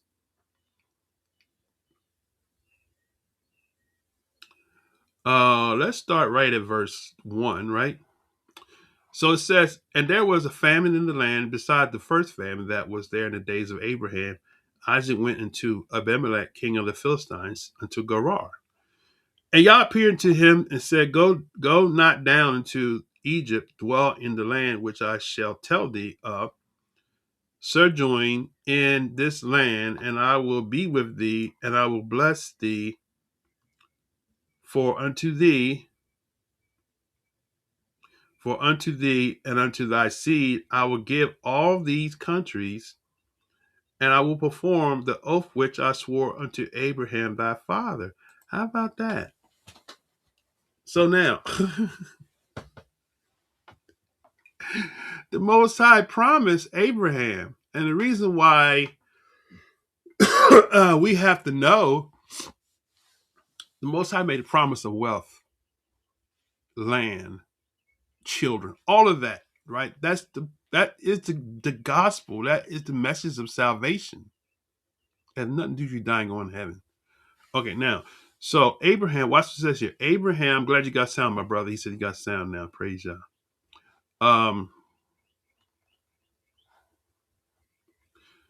So let's go back here. So he said, and Yah appeared unto him and said, go not now down into Egypt, dwell in the land which I shall tell thee of.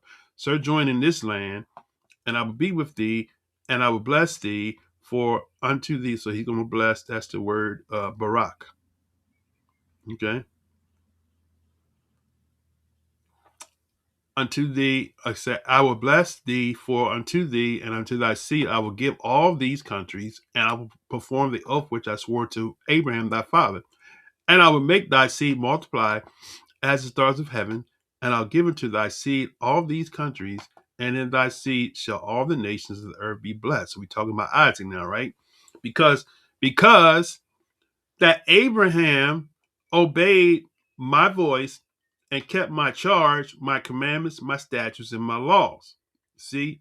So because Abraham obeyed the law, statutes, commandments that he got from his grandfather, Shem taught the other sons after the flood. On the other side of the flood, the law, statutes, commandments of the Most High. They didn't start with the nation of Israel. The laws, commandments of the Most High started with creation. And on the other side of the flood, it continued through Shem, right? Who taught? Shem was the priest after the order of Malach Sadak. He taught Abraham. And I believe he taught Isaac, okay, before he passed. If I want to go correctly in my chronology, if I remember correctly, I think that's how that went. Abraham's father, Terah, didn't want it.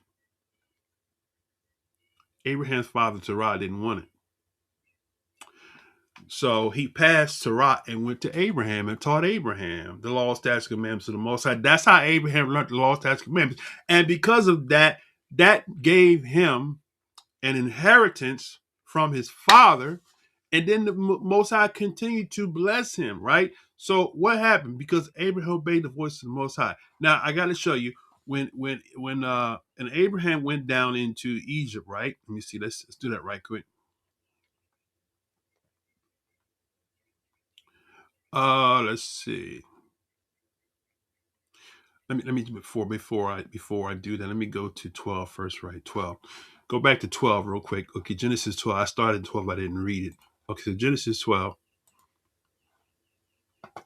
So after 11, after Abraham went to Haran with his father who died there, that's when the Most High told him, okay, to get out from your family, from the country, and from your kindred, and from your father's house that was in Haran now, and to the land that I will show thee. And I will make of thee a great nation. I will bless thee and make thy name great, and thou shalt be a blessing. See that? So I will bless you, right? That's millionaire status. And then I will make you great, right? I will make thy name great, and and you shall be a blessing, right? So the purpose and the intent of the prosperity of the wealth and riches is for us to be blessed, right? So we can be a blessing. Not for us to be blessed to have to hoard it to ourselves, but for us, because that is the order of the priesthood, to bless the nations, to teach the nations how to walk in the fullness of the Most High in totality, to be morally good, to be righteous, obedient to what the Most High said, to do that which is right. That's what righteousness is. Righteousness is not a religious thing where I'm righteous, thank you. Righteousness just simply means doing right. Being empowered to do right.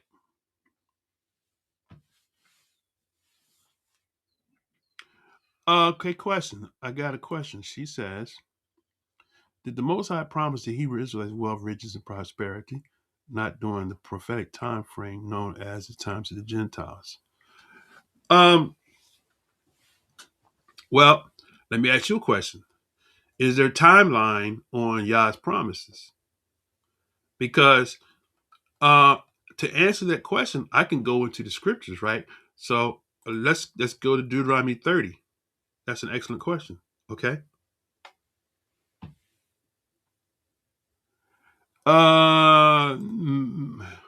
Once we deliver from, no, it doesn't have anything to do with the final captivity. It doesn't have to do with the final captivity because, okay, I'm gonna connect the dots. I'm glad you asked the question. I'm gonna connect the dots. Okay, we'll take a shift from the lesson. Okay, that's an excellent question. Now, so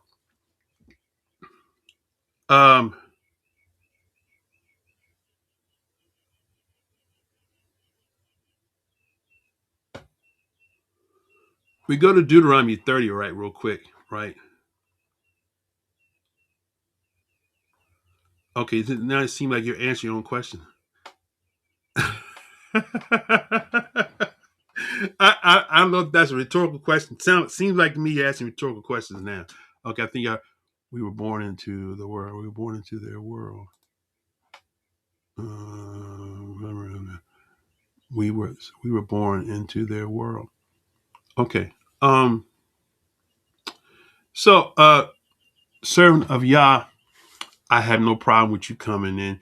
I can bring you in. Let me just read this and let me give you a link if you want to come in. You can click on this link here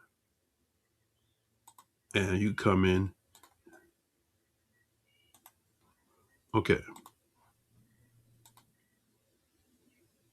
So the question is this the question I have for those that don't believe that we can have prosperity and wealth in the lands of captivity. My question is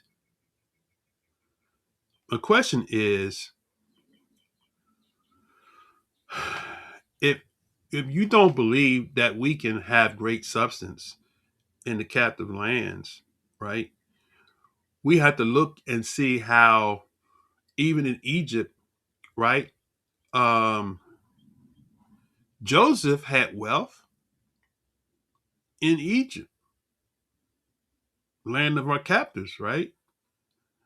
Now, here's the thing I want to offer in Deuteronomy 30 as soon as I can. Let me see. Told about for that, my brother. Genesis 15:14. Okay, but even beyond that, we're going to go to Deuteronomy 30 right quick, all right? So, Deuteronomy 30 clarifies it, and we're going to show you what the prophet said about. Okay, so it said, it shall come to pass when all these things shall come upon thee, the blessing and the curse which I have set before thee, and thou shalt call them to mind among the nations where Yah have driven thee. Right? So the blessings, we have blessings and cursings in all the lands. So there will be people, and the proof is in the pudding. I hate to say it that way, but the proof is in the pudding. Every Israelite that has awakened to this truth is not poor. Okay? And the ones that have wealth but don't have the abundance of wealth, they don't know that their wealth was given to them for them to empower other people, right? So that's the reason for this particular lesson, and for this is the theme for us to flow and operate in these last hours prior to, right? It does seem the ones with great wealth have sold out of this system. However, how prosperous can we be finishing our punishment? That is according. Well, you came in late, but the Messiah said that the people of the world are wiser than the children of light, right? So it goes back to us following Torah, because the difference between, I shared this and I was rebuked saying that I have the wrong concept, but I don't have a problem reading and comprehension. That verse in Deuteronomy 30 is very clear. it says that when all these things have come upon us, the blessings and the curse, which I have set before thee, and thou shalt call them to mind among all the nations where Yah have driven thee. So the question is, if Yah drove us into other countries, and that passage says that somebody's going to be operating in the blessings and somebody's going to be operating in the curses, what is the determining factor as to whether or not you operate in the blessings or the curse? Okay, let's see. Join, add to the stream. Okay, let's see. All right, let's see. Okay, let's see. Who's this? Can you hear me? Let me see. Hold on a second.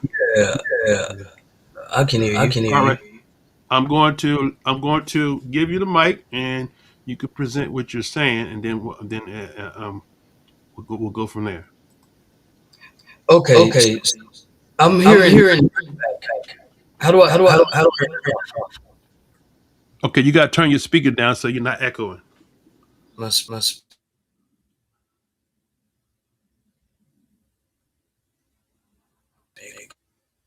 You there? Don't turn your mic down. Turn your speaker down. Okay. The time frame that we're born in matters. I hear you talking, but I don't see nothing. I don't know why I'm hearing like I don't know why I'm hearing like an echo.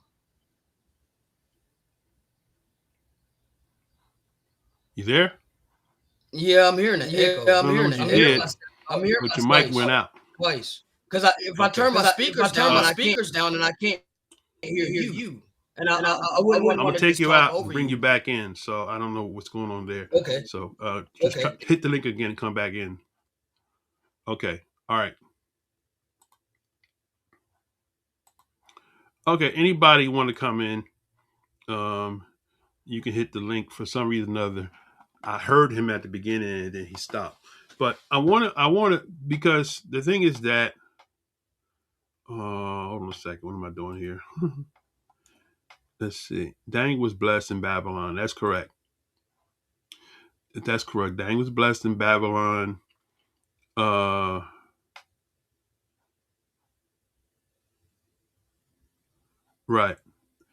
Okay. Brother Dollar said, all Israel have transgressed the law by departing, that they might not obey the voice. Therefore, the curse is poured upon us, and oath that is written in the law.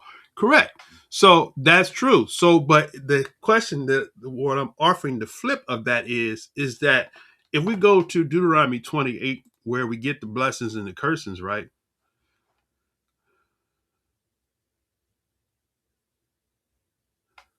Son Yako said, what's that again? The earth is given into the hand of the wicked. So at this time in history, we have risen back up to rulership. As of yet, we have not risen. Well, rulership has nothing to do with your status, your personal status. I think where we miss it is that a lot of times we don't take self accountability. We make bad decisions, and then we want to go to Deuteronomy 28 and let that be the excuse because we're suffering lack because we're making bad decisions, right? I don't want to get into shooting personal shots at people personal spaces, but I just said we make decisions. We've done all kinds of bad. I pick on myself that way I'm safe, right?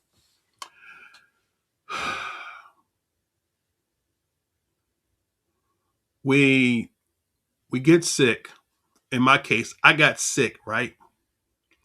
And I put myself in a position where I was $40,000 worth of credit card debt, using credit cards to live off of. That's not a good decision because the proverb says the rich rule over the poor. So I had to seek the Most High for a way for me to get out of that debt, right? And I think that's what's missing in the Hebraic circles. We're not teaching people accountability. We're not teaching people how to be wise stewards over their finances. We want to blame the Esau, right? Instead of us saying, I made some bad decisions, right? I got connected with the wrong people, right? I was where I wasn't supposed to be, right? I was hanging out with the wrong people. I even got connected with the wrong camp who was practicing polygyny, and I got children all over the place now. I'm not with none of my baby's mamas, so now my children got to grow up without a father and all. So it's a whole lot of decisions, things that we made that we have to take accountability, right, for what we where we are in the space we're in. That way we can know for sure that I'm following Torah. So if we got ourselves in some situations, right, we got to continue to practice Torah and ask the Most High to show me how I can recover from those bad decisions, right? How can I fix what I messed up? See, the problem is that we messed up so much, right, that we got so much to fix up. Like, nothing is impossible for the Most High. But if we made bad decisions, we got to ask the Most High, how can I get out of these bad decisions, right? Exodus 20 says the Most High visit the iniquities of the fathers upon the children to the third and the fourth generation, right? So some of the things that we inherited are a part of curses that are through the bloodline that we have to deal with, right? So we're not dealing with things in its proper perspective, right? We have to recognize that a lot of our now is a result of our decisions or someone that decided before us. When we identify and we zoom in on that, we say, I have a generational a bloodline curse of having can't stay married.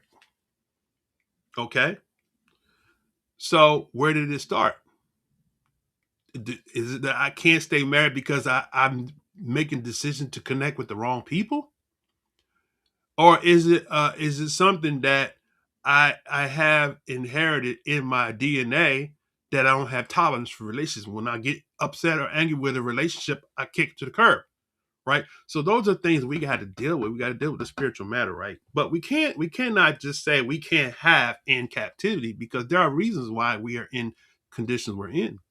Some of us have a mental blockage. We can't see beyond where we are now because in our mind, we just can't think that I can have anything better. That's a spiritual condition that has to be dealt with, right? So we have to deal with this. We have to deal with the spiritual matter, right, of the situation in a lot of cases, right? Some of us haven't fasted a day in our life. Sometimes you might have to go on a fast and live a life of fasting to purge some things out of our system, right? The spirit of doubt and fear is prevalent in the Israelite community. We don't believe Yah. We don't believe ourselves. We don't believe that the Most High promises that He made to us apply to us. So we got a blockage in our mind that we can't push forward because, right, we've been conditioned to believe that I'm cursed and there's nothing that I can do that's going to prosper. But the Most High told us about how do we prosper, right? Okay, now, with that said, is prosperity limited to just solely having a spiritual life, so to speak? No, it's not. Brother Lamar said, study to show thyself approved. We learn through trials, tribulations. Yah tests our faith through the ignorance of His laws. That's right. We must follow His right.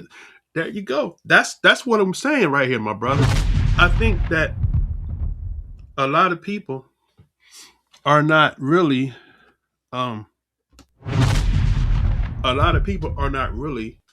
taking our responsibility for where we are in our present and current state.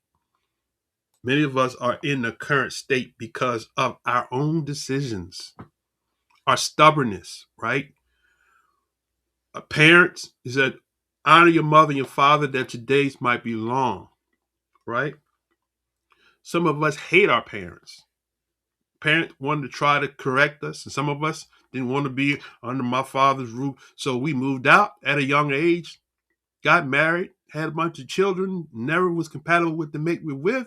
And now we got 5 children and I'm not with them I'm not with the baby's mama, and the children are being raised in the streets, right? So these are real situations that we have inherited, and we have to identify, right?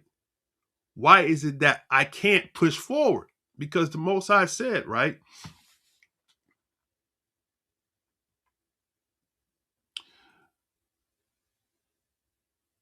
Oh, he said, okay, all right. Let me see. So here's what I want to do here. Let me because I let me end the lesson here, and then we'll let me end the lesson with this here. Okay. So I'm gonna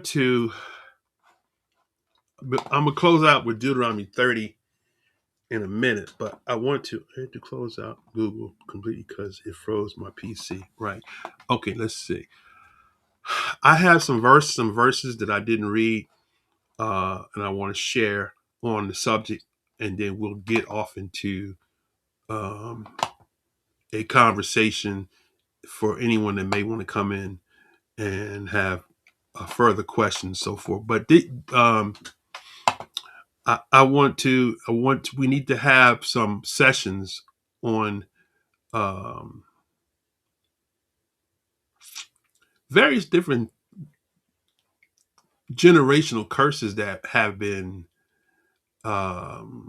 passed down through our families, right? We all have had them, and we haven't identified in many cases locked in that these generational curses is what's got me stuck where I am, right? So I want to Genesis 12 I read. Genesis 15 1 through 6. Okay, let's see. Genesis 15 1 through 6. What was that I wanted to read out of that? 15.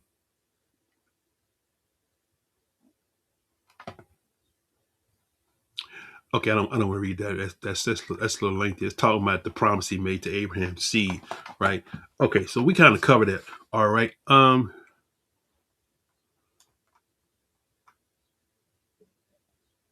So Deuteronomy 8:18, we read that, which says that it is Yah that gives us power to get wealth, that he may establish his covenant. That's what the Most High said. So that promise of wealth is not just simply in the land of nativity, but also in the land of captivity, right?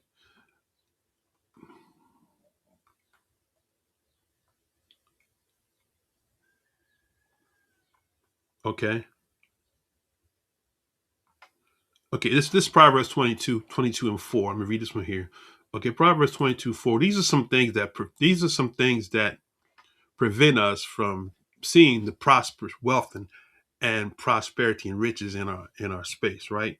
It's attitude, right? Attitude will determine altitude. The word will work. It's if you believe it and you exercise the authority in the word, it will work because it's a law. It's not dictated by a geographical location. We can see that the wealth of the riches, the Gentiles have got the riches, and everywhere they went, because the law works. The people that the promises was made to fell, and because we fell, the riches went to the world. So what happens when we return? Huh? All right. So Proverbs 22 and 4 says, by humility and fear of Yah are riches, honor, and life. See that? By humility and fear of Yah are riches, honor, and life. Now, that's what the proverb is saying. So the question is not whether or not you believe me, because I didn't say that. The Most High said that through the wisdom that Shlomo prayed for in the Proverbs. He wrote the wisdom of Yah, which is directly from Yah.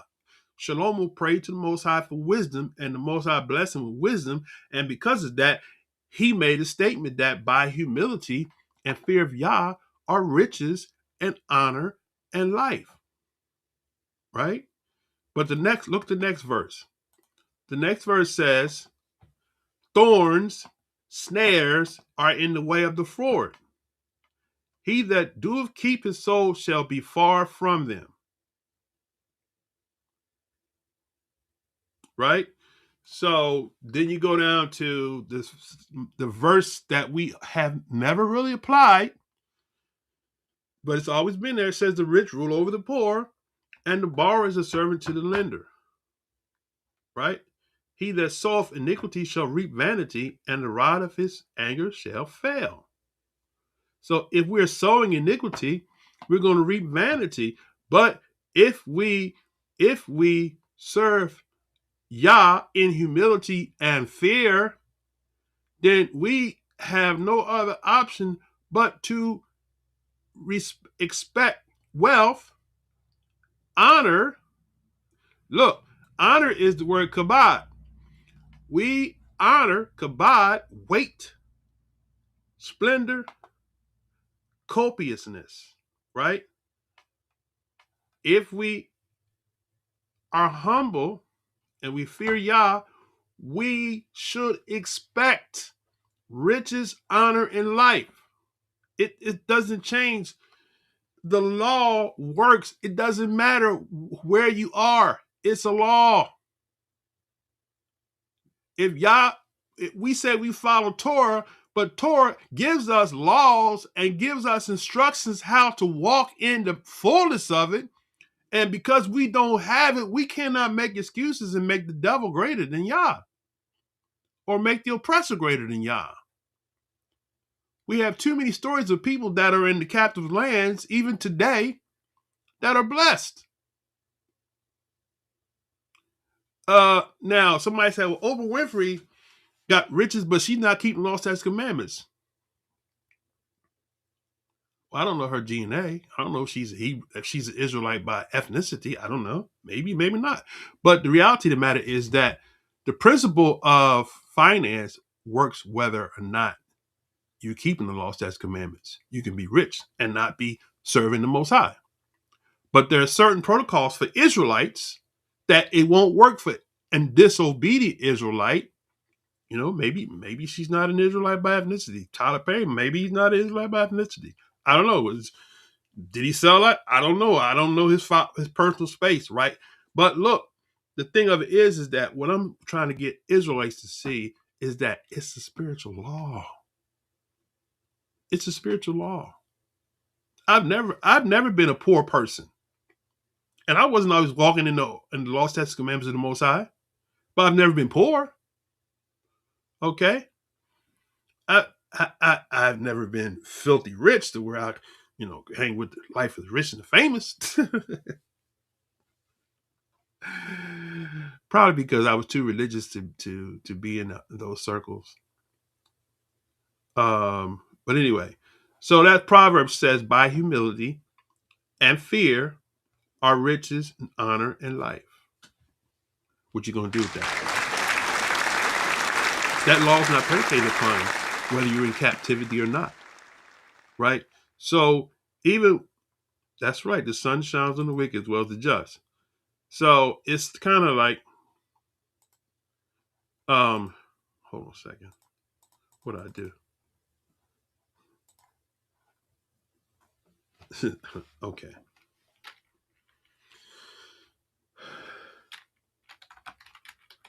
Okay. All right. So here's the thing.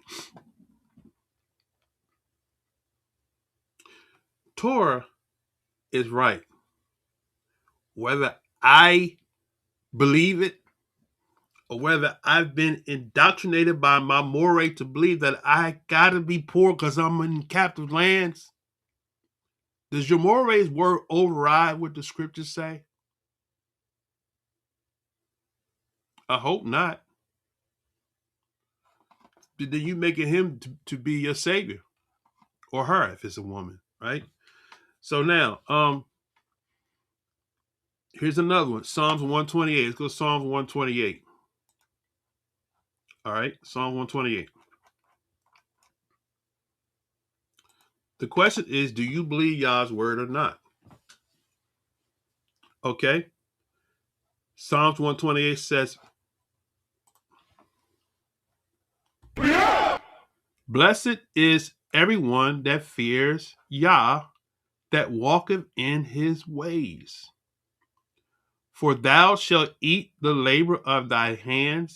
Happy shalt thou be, and it shall be well with thee.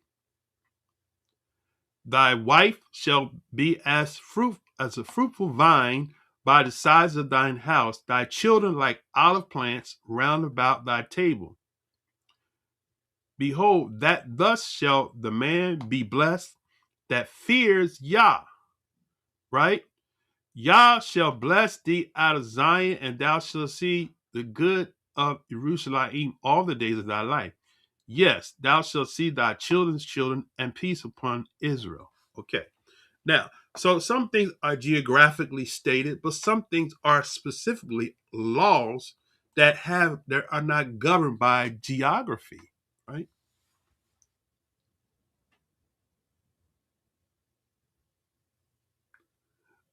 It's an automatic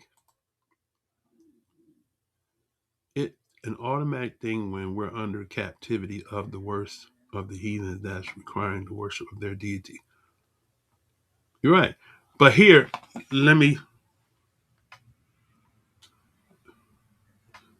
well, I don't know. I mean, people saying things. I don't know what the deal was. I mean, that sounds, you know, a reasonable assumption, but we don't know. So, I mean, I can't speak to what I don't know about. People say things without proof, right?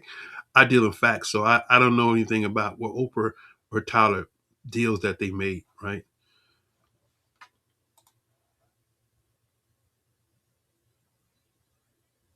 That's when we're delivered from the final captivity. The economic system is the beast system, which has imposed the love and worship of false idol.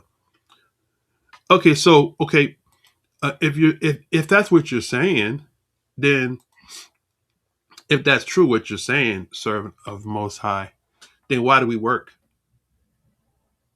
Because we're working to pay for our food to eat, our place to live, and all of that. So it depends on a person that can't pay their bills.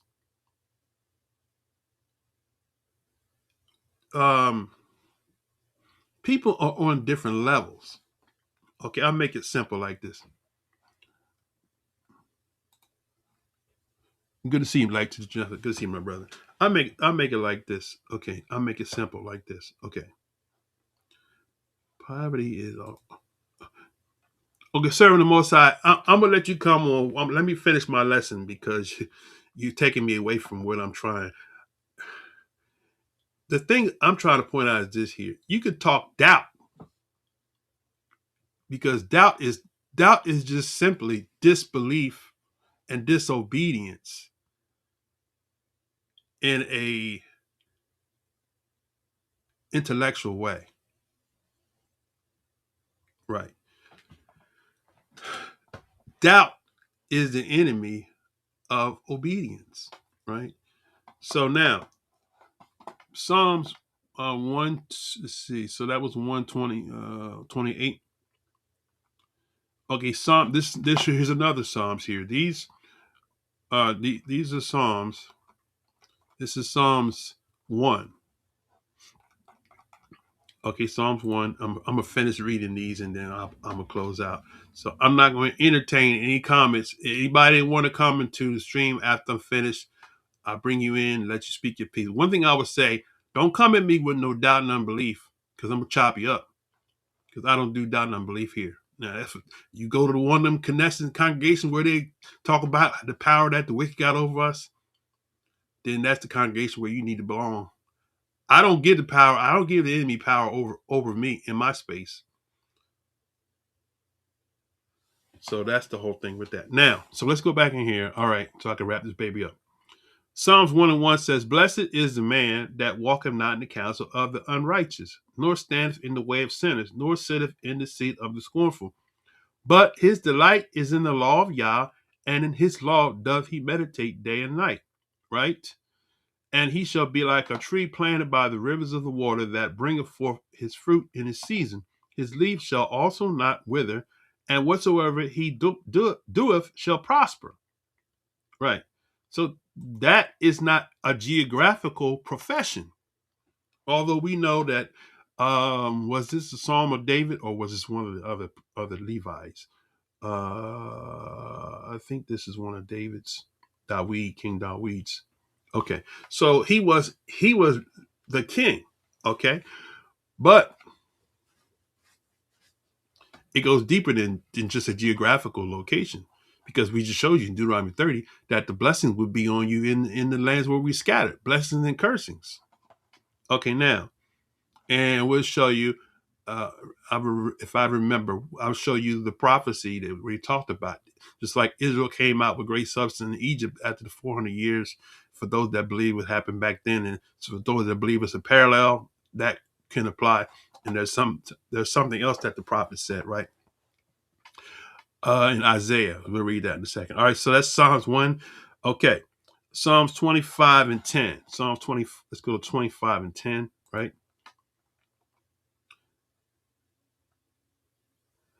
It says in Psalm 25 and 10, it reads on this wise: all the paths of Yah are mercy and truth unto such as keep his covenant and his testimonies.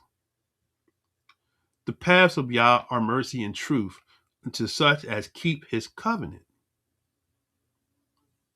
So I just believe that if you keeping the covenant, you shouldn't be suffering lack. Look, I would go out and say this: if I gotta suffer and have lack in the lands of captivity, I'm gonna stop believing the Bible. I'm gonna throw it out in the trash can, because that's not a covenant promise to me. That's religion. I don't want religion. The Most High said, if I be willing and obedient, I shall eat the good of the land. So if I'm being willing and obedient to obey what Yah says, I should expect to see the Most High, and he will honor what he said. If I don't believe it, then I might as well just stop believing the Bible. Just throw it in the trash can. Just create my own Bible. Right? That's where some of us are. We have a religious mind.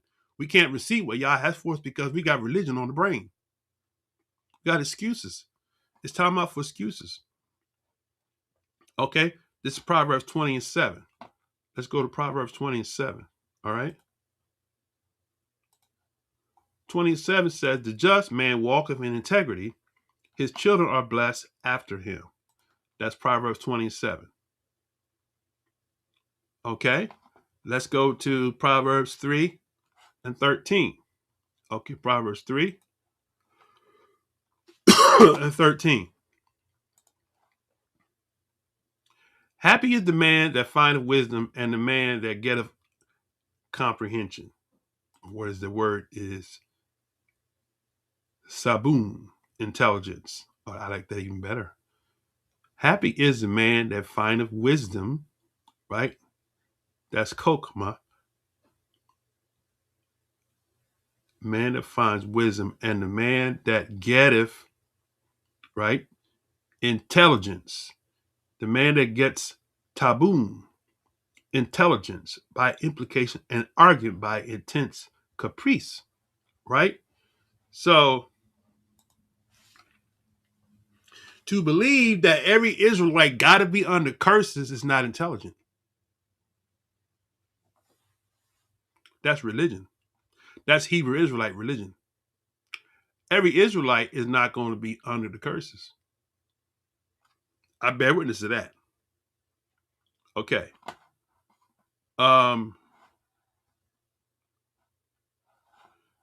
Proverbs 8 and 12. Let's go to Proverbs 8 and 12.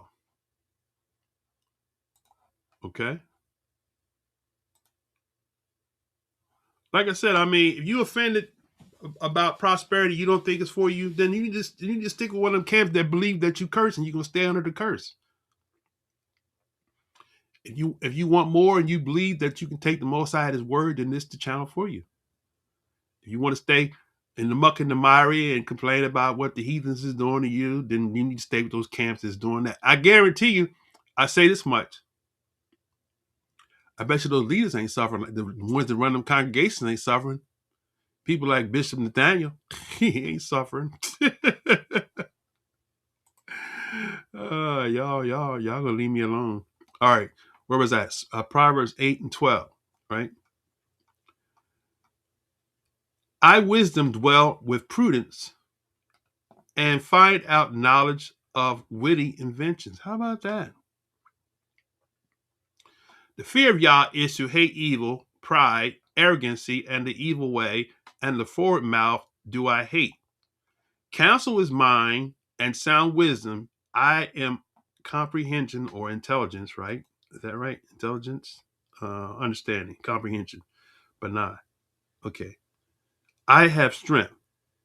By me, kings reign, princes decree justice. By me, princes rule, and nobles, even all the judges of the earth. I love them that love me, and those that seek me early shall find me.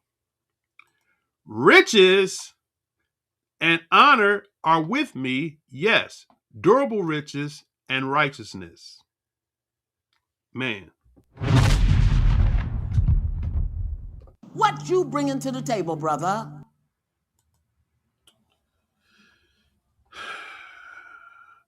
the people came from all over the world, right, to hear the wisdom of Shalomo, right? And many took that wisdom back to them, to their homes, and they profited from that.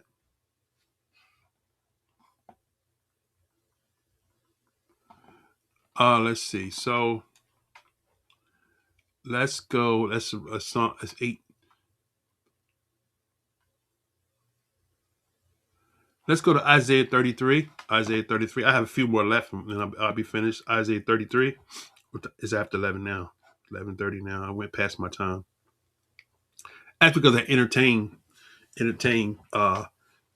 Generally, I go ahead and finish my lesson, then I entertain whatever comments and questions at the end. So Isaiah Yoshiyahu 33 and 6 reads on this wise. Let's start verse 5. Yah is exalted, for he dwelleth on high. He hath filled Zion with judgment and righteousness. And wisdom and knowledge shall be the stability of thy times, and strength of salvation. The fear of Yah is his treasure. Right? That was verse 6. Okay. Psalms 94.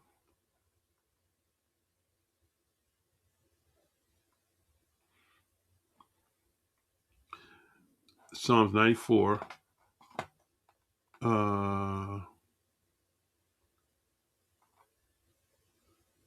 Psalms 91. I'm sorry. Psalms 91. 91. Psalms 91. Okay.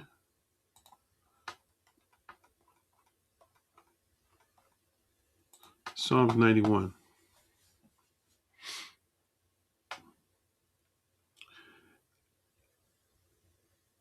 Verse 16 says,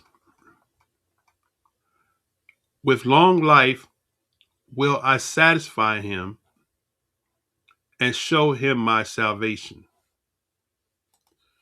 So these are promises that were made, that the prophet, the kings recognized and realized that.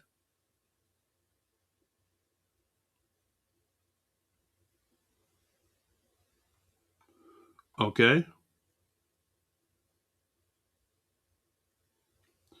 Let's see. Let's look at this one here. This is Deuteronomy 29 and 9.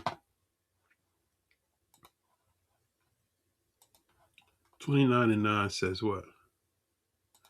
Keep therefore the words of this covenant and do them, that you may prosper in all that you do. How about that one?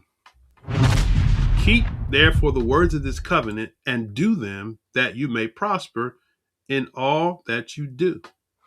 Right? Okay.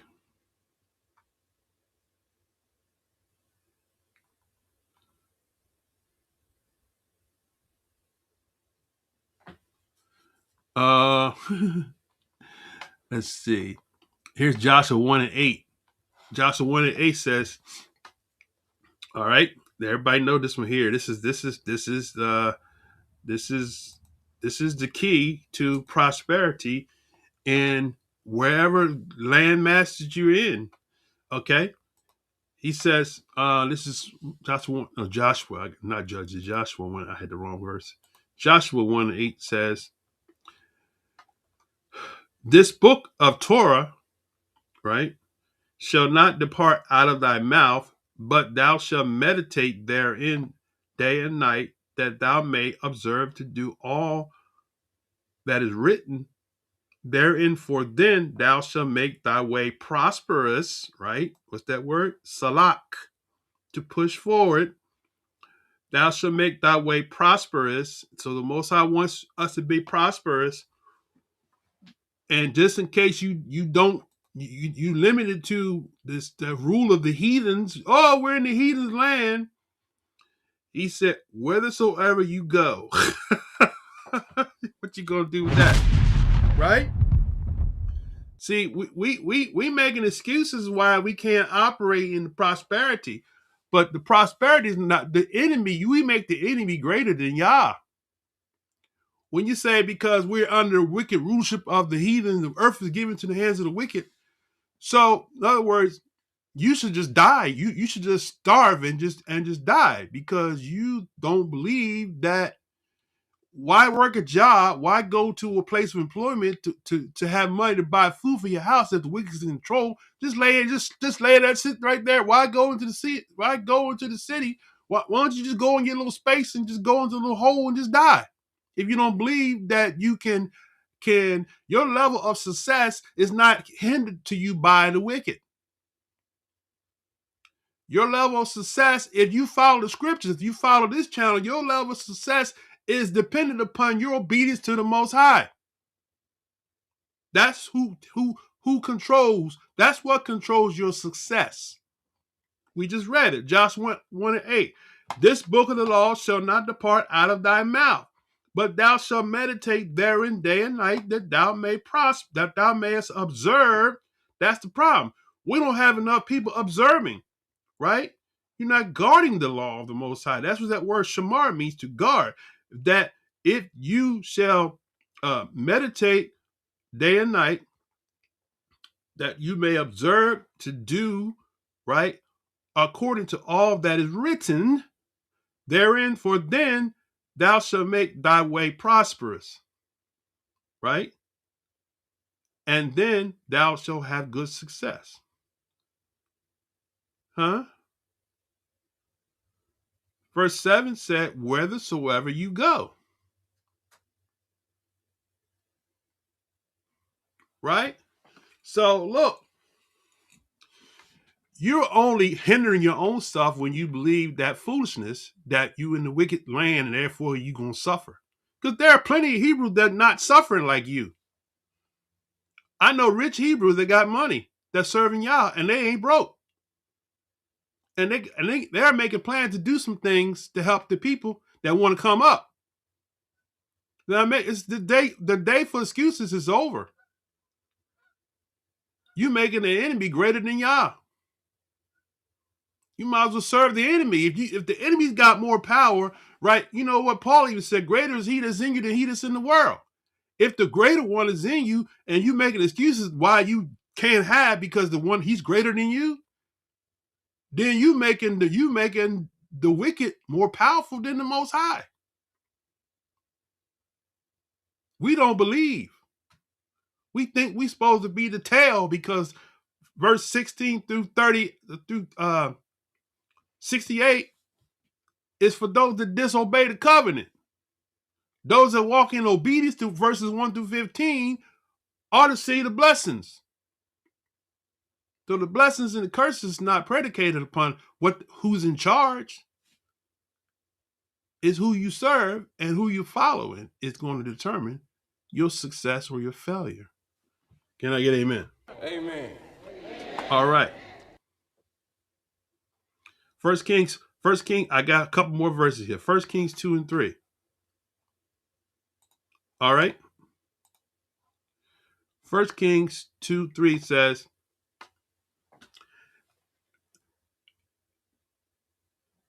I go thy way to all the earth.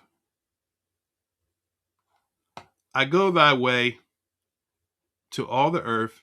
Be strong, therefore, and show thyself a man, and keep the charge of YAH, to walk in his ways, to keep his statutes and his commandments and his judgments and his testimonies, as is written in the law of Moses, that thou may prosper in all that thou doest, whithersoever thou turnest thyself.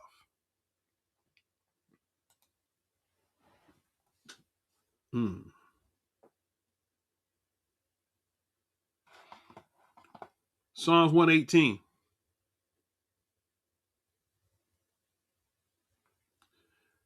Okay, Psalm 118.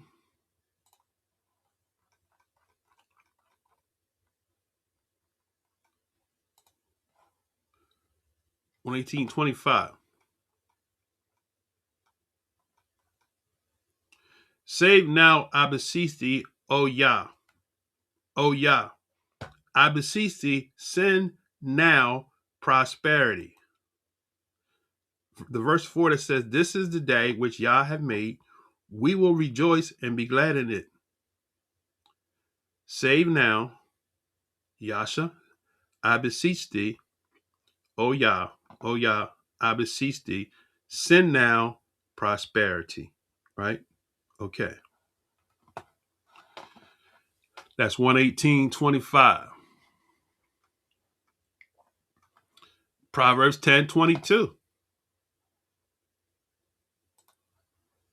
See, we got too many people that's rational. We got too many people that have learned doctrines of distrust, doubt, and unbelief. See, you can't have nothing. I'm gonna put James on you in a minute, right? James, I'm gonna put James on you in a minute, right? But let me finish this out right here. Okay, all right.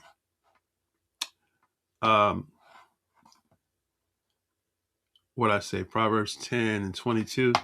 Okay, 22:10-22. Let's go here.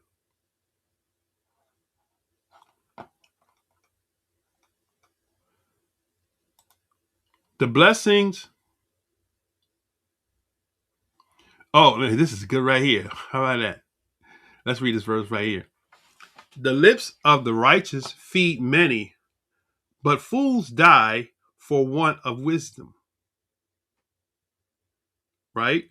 So when you speak and when you allow the enemy to fill your mouth with foolish doctrine,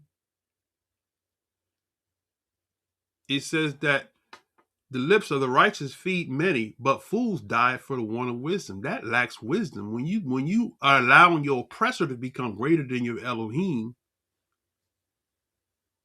right? The earth is Yah's. So whether it's a wicked in charge or not, there's a reason why the Most High put up kings. Okay? So when Israel was in Egypt, right, and the Pharaoh was wicked and doing what he did, what did the Most High do? He heard their cry, right? And while he heard their cry, what did he do? He let them leave out of Egypt with all their stuff.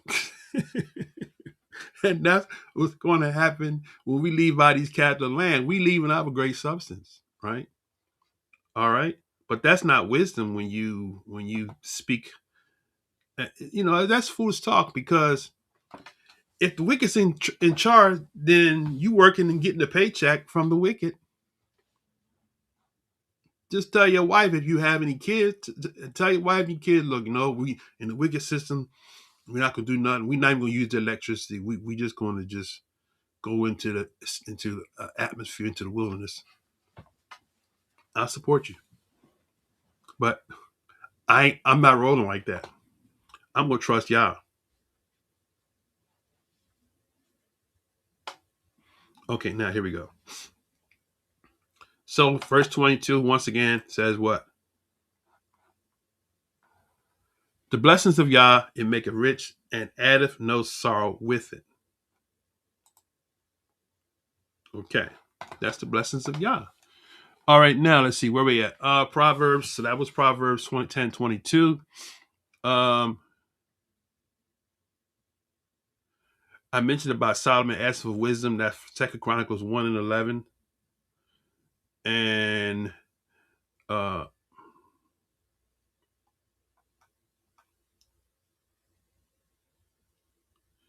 if you go to Ruth 2:1, I'm not going to read that one there. Ruth 2:1, Naomi had a kinsman of her husband's who was a mighty man of wealth of the family of Elimelech, and his name was Boaz. Okay. Were they in Israel, Naomi and Elimelech? Let's see. Let's see. Were Naomi and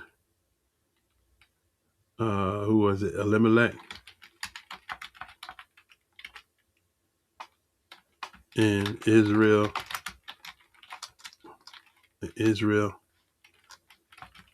or somewhere else?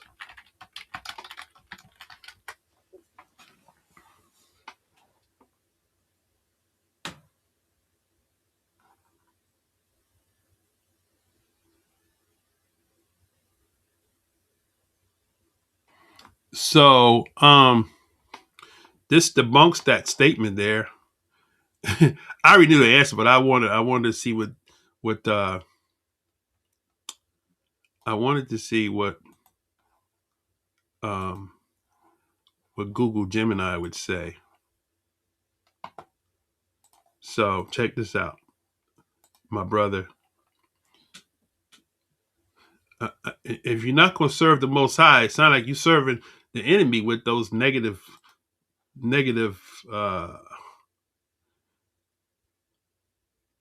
With that negative belief system you have, is you thinking the enemy's greater than Yah. But here, the Elimelech. Okay, Naomi. It says Naomi and Elimelech were originally from Bethlehem in Yehuda, a region within the land of Israel, before they migrated to Moab due to severe famine. They resided in Moab, which is present-day Jordan, for a period before Naomi returned to Bethlehem. So that's the point I was making. So while Elimelech had wealth, he was in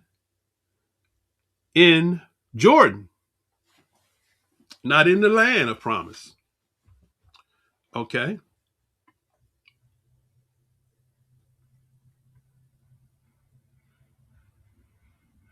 Here's Ecclesiastes. Here's another wisdom. This is Ecclesiastes 5. Ecclesiastes 5. 5:19.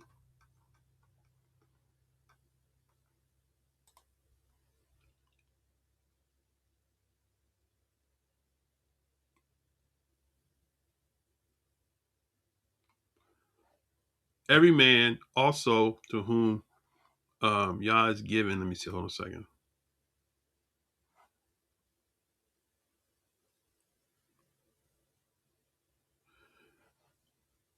Every man also to whom Yah has given riches and wealth, and have given him power to eat thereof, and to take his portion, and to rejoice in his labor. This is the gift of Yah.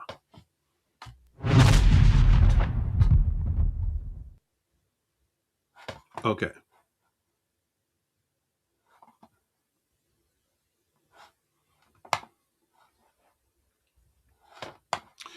That's Ecclesiastes 5:19. Proverbs 13:22 says a good man leaves an inheritance for his children's children, and wealth of the sinners laid up for the just. Okay. Thou hast caused men to ride over our heads. We went through fire and through the water, but thou broughtest us out into a wealthy place. That's Psalm 66:12, right? All right. Now, I'm going to go to James. Okay, so those are all the verses that I wanted to read. There's tons and tons. So, I mean, my brother, your argument is very weak. because okay, now what I want to do is I'm gonna read James and I'm gonna go back and read some of your comments and I'm gonna show you why what you're saying is wrong, is inaccurate. It's just a spirit of doubt and unbelief is what it is, you've been fed that from somewhere and it's gotten to your spirit. But that's the thing that's hindering you from being your full potential, who you are in the Most High, is because of that thinking. We got to, if we're going to graduate and be all that the Most High want us to be, we got to get rid of stinking thinking. Okay? Now, in love, I'm rebuking you in love because you represent how a lot of Israelites in this walk think. Okay. Yako says,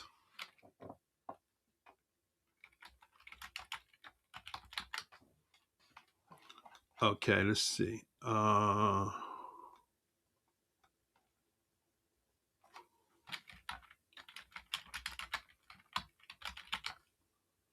Okay, this is James, Yako, all right? And this is for people that think like you're thinking. Your thinking is off, my brother. It's off. Yako, a servant of Yah. Let me pull it up here. Yako, a servant of Yah and of the Master Yahshua, to the 12 tribes which are scattered abroad. Greetings. So the key thing is this here, right? Yako, who's an Israelite, he's talking to the 12 tribes that are scattered abroad. He's not talking to the 12 tribes that's in Israel. He's talking to the 12 tribes that went into captivity. They're scattered abroad. Now, watch what he says to the 12 tribes that scattered abroad.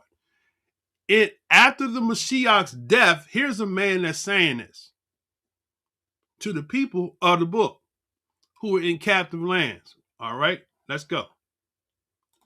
He says, my brethren, count it all joy when you fall into diverse temptations, knowing this, that the trying of your faithfulness worketh patience. But let patience have her perfect work, that you may be perfect and entire, wanting nothing. These are the 12 tribes that are scattered abroad. These are Israelites that's in America. I'm bringing up the current date. These are Israelites that are in UK. These are Israelites, right, that are in Germany, Russia, France, Spain, right, Iraq, Iran, Persia, India, China, Japan, wherever that we're scattered.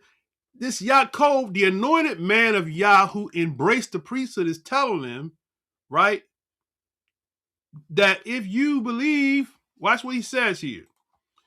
He says, knowing that the trying of your faithfulness worketh patience, but let patience have her perfect work, right?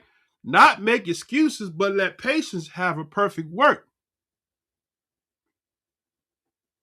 right? That you may be perfect and entire, wanting nothing. So when we suffer lack, our faithfulness to Yah is not working, because like brother servant of the Most High is spitting all this negativity in his comments. I'm using him as a tool to minister to Israelites that might view this, that had that same stinking thinking. Allow the patience of Yah through his wisdom to flow through you, to take you out of that space of negativity and lack, to get you into a place where you can have more and abundant in the places where we're scattered, right? Let's go back a little further. I'm going to mute you for now, my brother, because you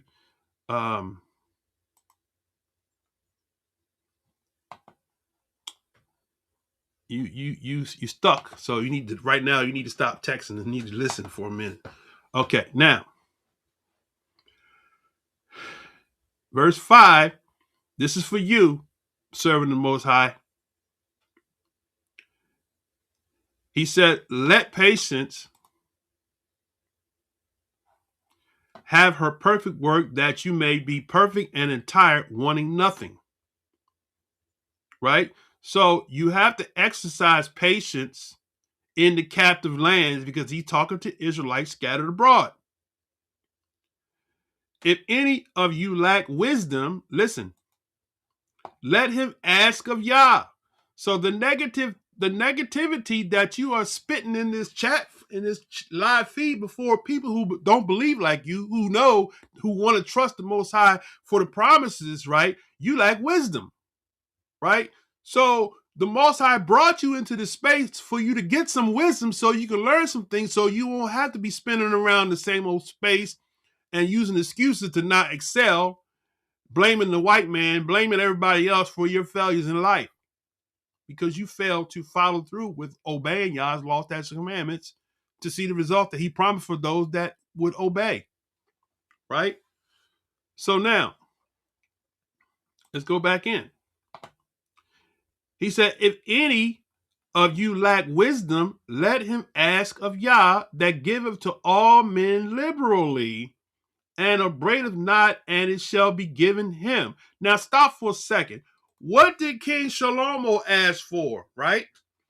What did King Shlomo ask the Most High for, right?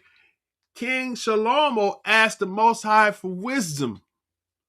Yako was saying, if you lack wit, when you were talking all this negativity about you can't have nothing because you in the captive lands, you only oppressed because you under the curse, you're going to always remain there having lack, because that's what your belief system is keeping you oppressed under.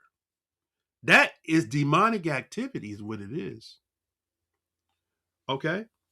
Demonic activity is when Satan, just like he got in the ear of YAH in the Garden of Eden and said, you can't believe the Most High said that. He knows when you eat this fruit, you're going to be like gods. Satan is always the wicked one. The spirit of the anti-Mashiach is in the world and speaking negativity into the ears of those who would have and want to excel. Believe that you can, but some moray, who I call a moron, is teaching you foolishness, make you think that you're not going to have nothing because you in the wicked enemy's land. But them same people got congregations and they living good, but they telling you that crap.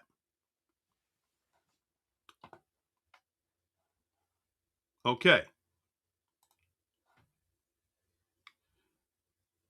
But he says, if any of you lack wisdom, let him ask of Yah, that giveth to all men liberally, and upbraid not, and it shall be given him. But let him ask in faithfulness or in belief, nothing wavering. For he that wavereth is like the wave of the sea, driven with the wind and tossed. Right? So when you waver, when you don't believe that what the Most High said he's capable of bringing it to pass, when you don't believe that even what our brother Shaul said, that the Mashiach in you, the hope now unto him is able to do exceeding abundantly above all you can ask or think, according to the power that work in you. Israelites were scattered in his day. He's encouraging them, empower them to believe that what the Most High said, regardless to where you might be. Yes, we're not together as a nation. That time's going to come where we're going to rule the whole planet. But at the time right now, the Most High don't want you to suffer lack while you're in captivity. Because how are you going to spread the good news to the 12 tribes that scattered abroad if you broke? And you tied down to a job and you can't get around because you are a soldier that's warring with the affairs of life, and you can't be productive for the Most High because you're so caught up with your job trying to sustain yourself to survive. You're in survival mode. You're no good for the Most High. A man full of excuses, right? I'm gonna continue to read it. He gonna break it down. I don't have to say it. He said, but let him ask In faith, nothing wavering, for he that wavereth is like the wave of the sea that drive with the wind and toss. For let not that man think that he shall receive anything of Yah. See that? So when you wavering, you have not, Yako said, because you ask not. You have not because you ask not. The Most High want to bless us, but we're not asking because we don't believe, because we let somebody talk us out of believing that the Most High can prosper us in the captive lands, right? I'm gonna put the words of Mashiach back in on you in a minute. All right. Now,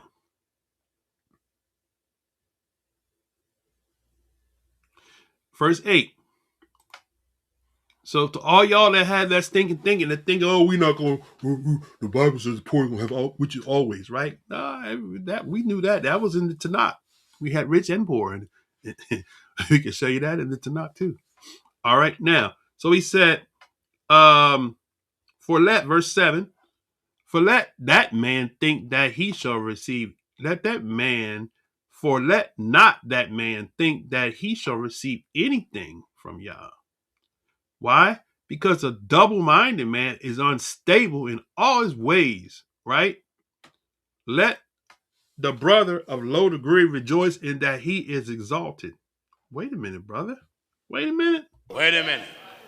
He said, let the brother of low degree. Okay, let's break this down right quick here. Somebody need to see this. Adelphos, let the brother of low degree, that is tapanios, depressed, humiliated in circumstances or disposition. Whoa, wait a minute, hold on, brother. Wait a minute, brother. Can you see yourself in this, my brother, that's spitting all that negativity out? Look what he's saying, right? He said, let the brother of low degree, right? When you talking like you talking, that you can't have nothing, we in the wicked world and the wicked is in charge and we can't have nothing. He said, you are a brother of low degree. You have a low degree. You are tapenous, depressed, humiliated in circumstances or disposition. That is a mindset of a person who is humiliated in circumstances, right? That's why I said what I said about many of us are in the positions where we are at because of the decisions we made that have put us in a position which put us into a humiliated space where we are now in circumstances and being in a disposition. So we're looking for excuses as to why we're where we are, instead of us looking and saying, okay, what power do I have? The power greater is he that's in me than he is in the world. What does that mean? Is that a religious cliche? Or is that real? If the Most High said, I give you power over all the power of the enemy, nothing shall any enemy hurt you, then does that mean you got the power or you don't? Right? Or are you going to sit there and do like Muhammad Ali used to do? Sit on the rope and take blows, call the rope a dope. See, some of us are up on the rope, doing the rope a dope, letting the enemy just beat us up, hoping that the enemy gonna get tired. And the enemy not like those prize fighters back then, Muhammad, Joe Frazier and George Foreman. Them they get tired at the swinging. Enemy don't get tired. He gonna keep swinging. You sitting there doing the rope a dope, hoping he gonna get tired. He'll never get tired. So you got to fight back. You got to fight, right? We got to whip out that sword, the shield, right? When the enemy comes in like a flood, the Most High said, I will raise up a standard against him, right? So we got to raise up. What's the standard we're raising up against him? The word of Yah. If Yah said that I could prosper and be in health as my soul prosper, and I'm in a captive land, either I believe it or I don't. I need to be around somebody that's going to increase my belief. That's going to increase what I take away from the word that I read religiously. Do I read it religiously or do I believe what I'm reading? right?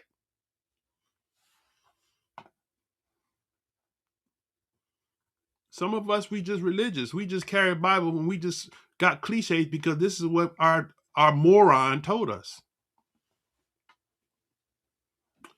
All right. Now, let's go back in. Try to wrap this baby up because I done went past my time. Okay. Here you go. He adds more to it. But the rich in that he is made low, because as the flower of the grass he shall pass away. For the sun is no sooner risen with a burning heat, but it withereth the grass, and the flowers thereof falleth, and the favor of the fashion of it perish. So also shall the rich man fade away in his ways. Blessed is the man that endured temptation, for when he is tried, he shall receive a crown of life, which Yah hath promised to them that love him. Okay. He's going into another thought process, but here's the thing is,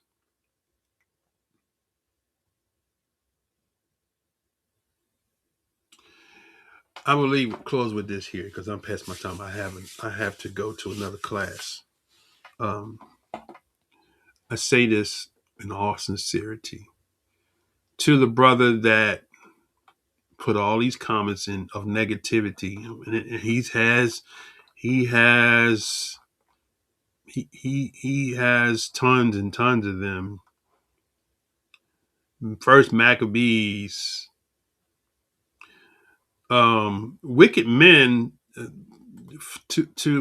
To elaborate on this, the wicked men were men that told people not to serve Yah. Okay. So we're teaching people to obey Yah's law, statutes, commandments, not to violate them. We're teaching people that the seventh day is the Shabbat. That's Yah's day. We don't work on Yah's day. We're teaching the people that if we have farmers, and we're teaching them that you're not supposed to mix your farm, you mix the seed with a different type of seed in the same field. We're teaching all these principles of Yah. Wicked men that in this passage you're talking about are wicked men that are going against the covenant of Yah. You're not going against the covenant of Yah when you're expecting Yah to prosper you wherever you go. That's not going against Yah, right? You're actually going against Yah when you don't believe that you can have that. That's wicked. Okay, for an application for that. Those who choose not to endure the curses of impoverished circumstances due to not bowing to the wicked system. That's those who choose not to endure the curses of impoverished circumstances due to not bowing to the wicked system. You don't have to bow to a wicked system to prosper, right?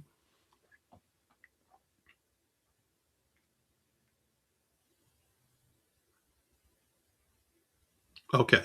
I'm gonna go through these comments quickly because that sounds like this comment right here sounds like you taking the poverty vow. Okay, let's go further. That's all I'm hearing is negativity. You embracing that you can't have because it's that, all kinds of excuses. And that's what a lot of people have, excuses. That's why we don't have nothing in the Israelite world. And I'm so tired of people that don't have nothing, that don't want nothing. I don't want them in my space. If you don't believe that the Most High made promises and that you can have these promises, then maybe I'm the wrong person for you. Maybe you need to go to some traditional religious setting where they got you believing in curse and we go home, right? Let's see. Let me do this right here. Okay. I have to close down because I had to go to another class, but I'm gonna come back and read some of these comments. Matter of fact, I'm gonna leave this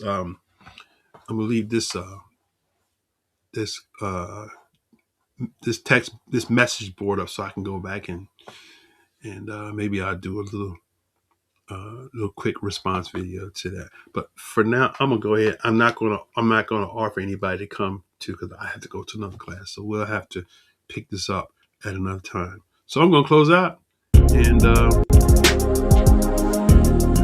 God path of all comprehension in our lives. I pray the blessings of Yah upon everyone that joined this channel today, those that come on and those that are not coming. Please come to this channel, but keep coming to God. The blessings of God be upon you.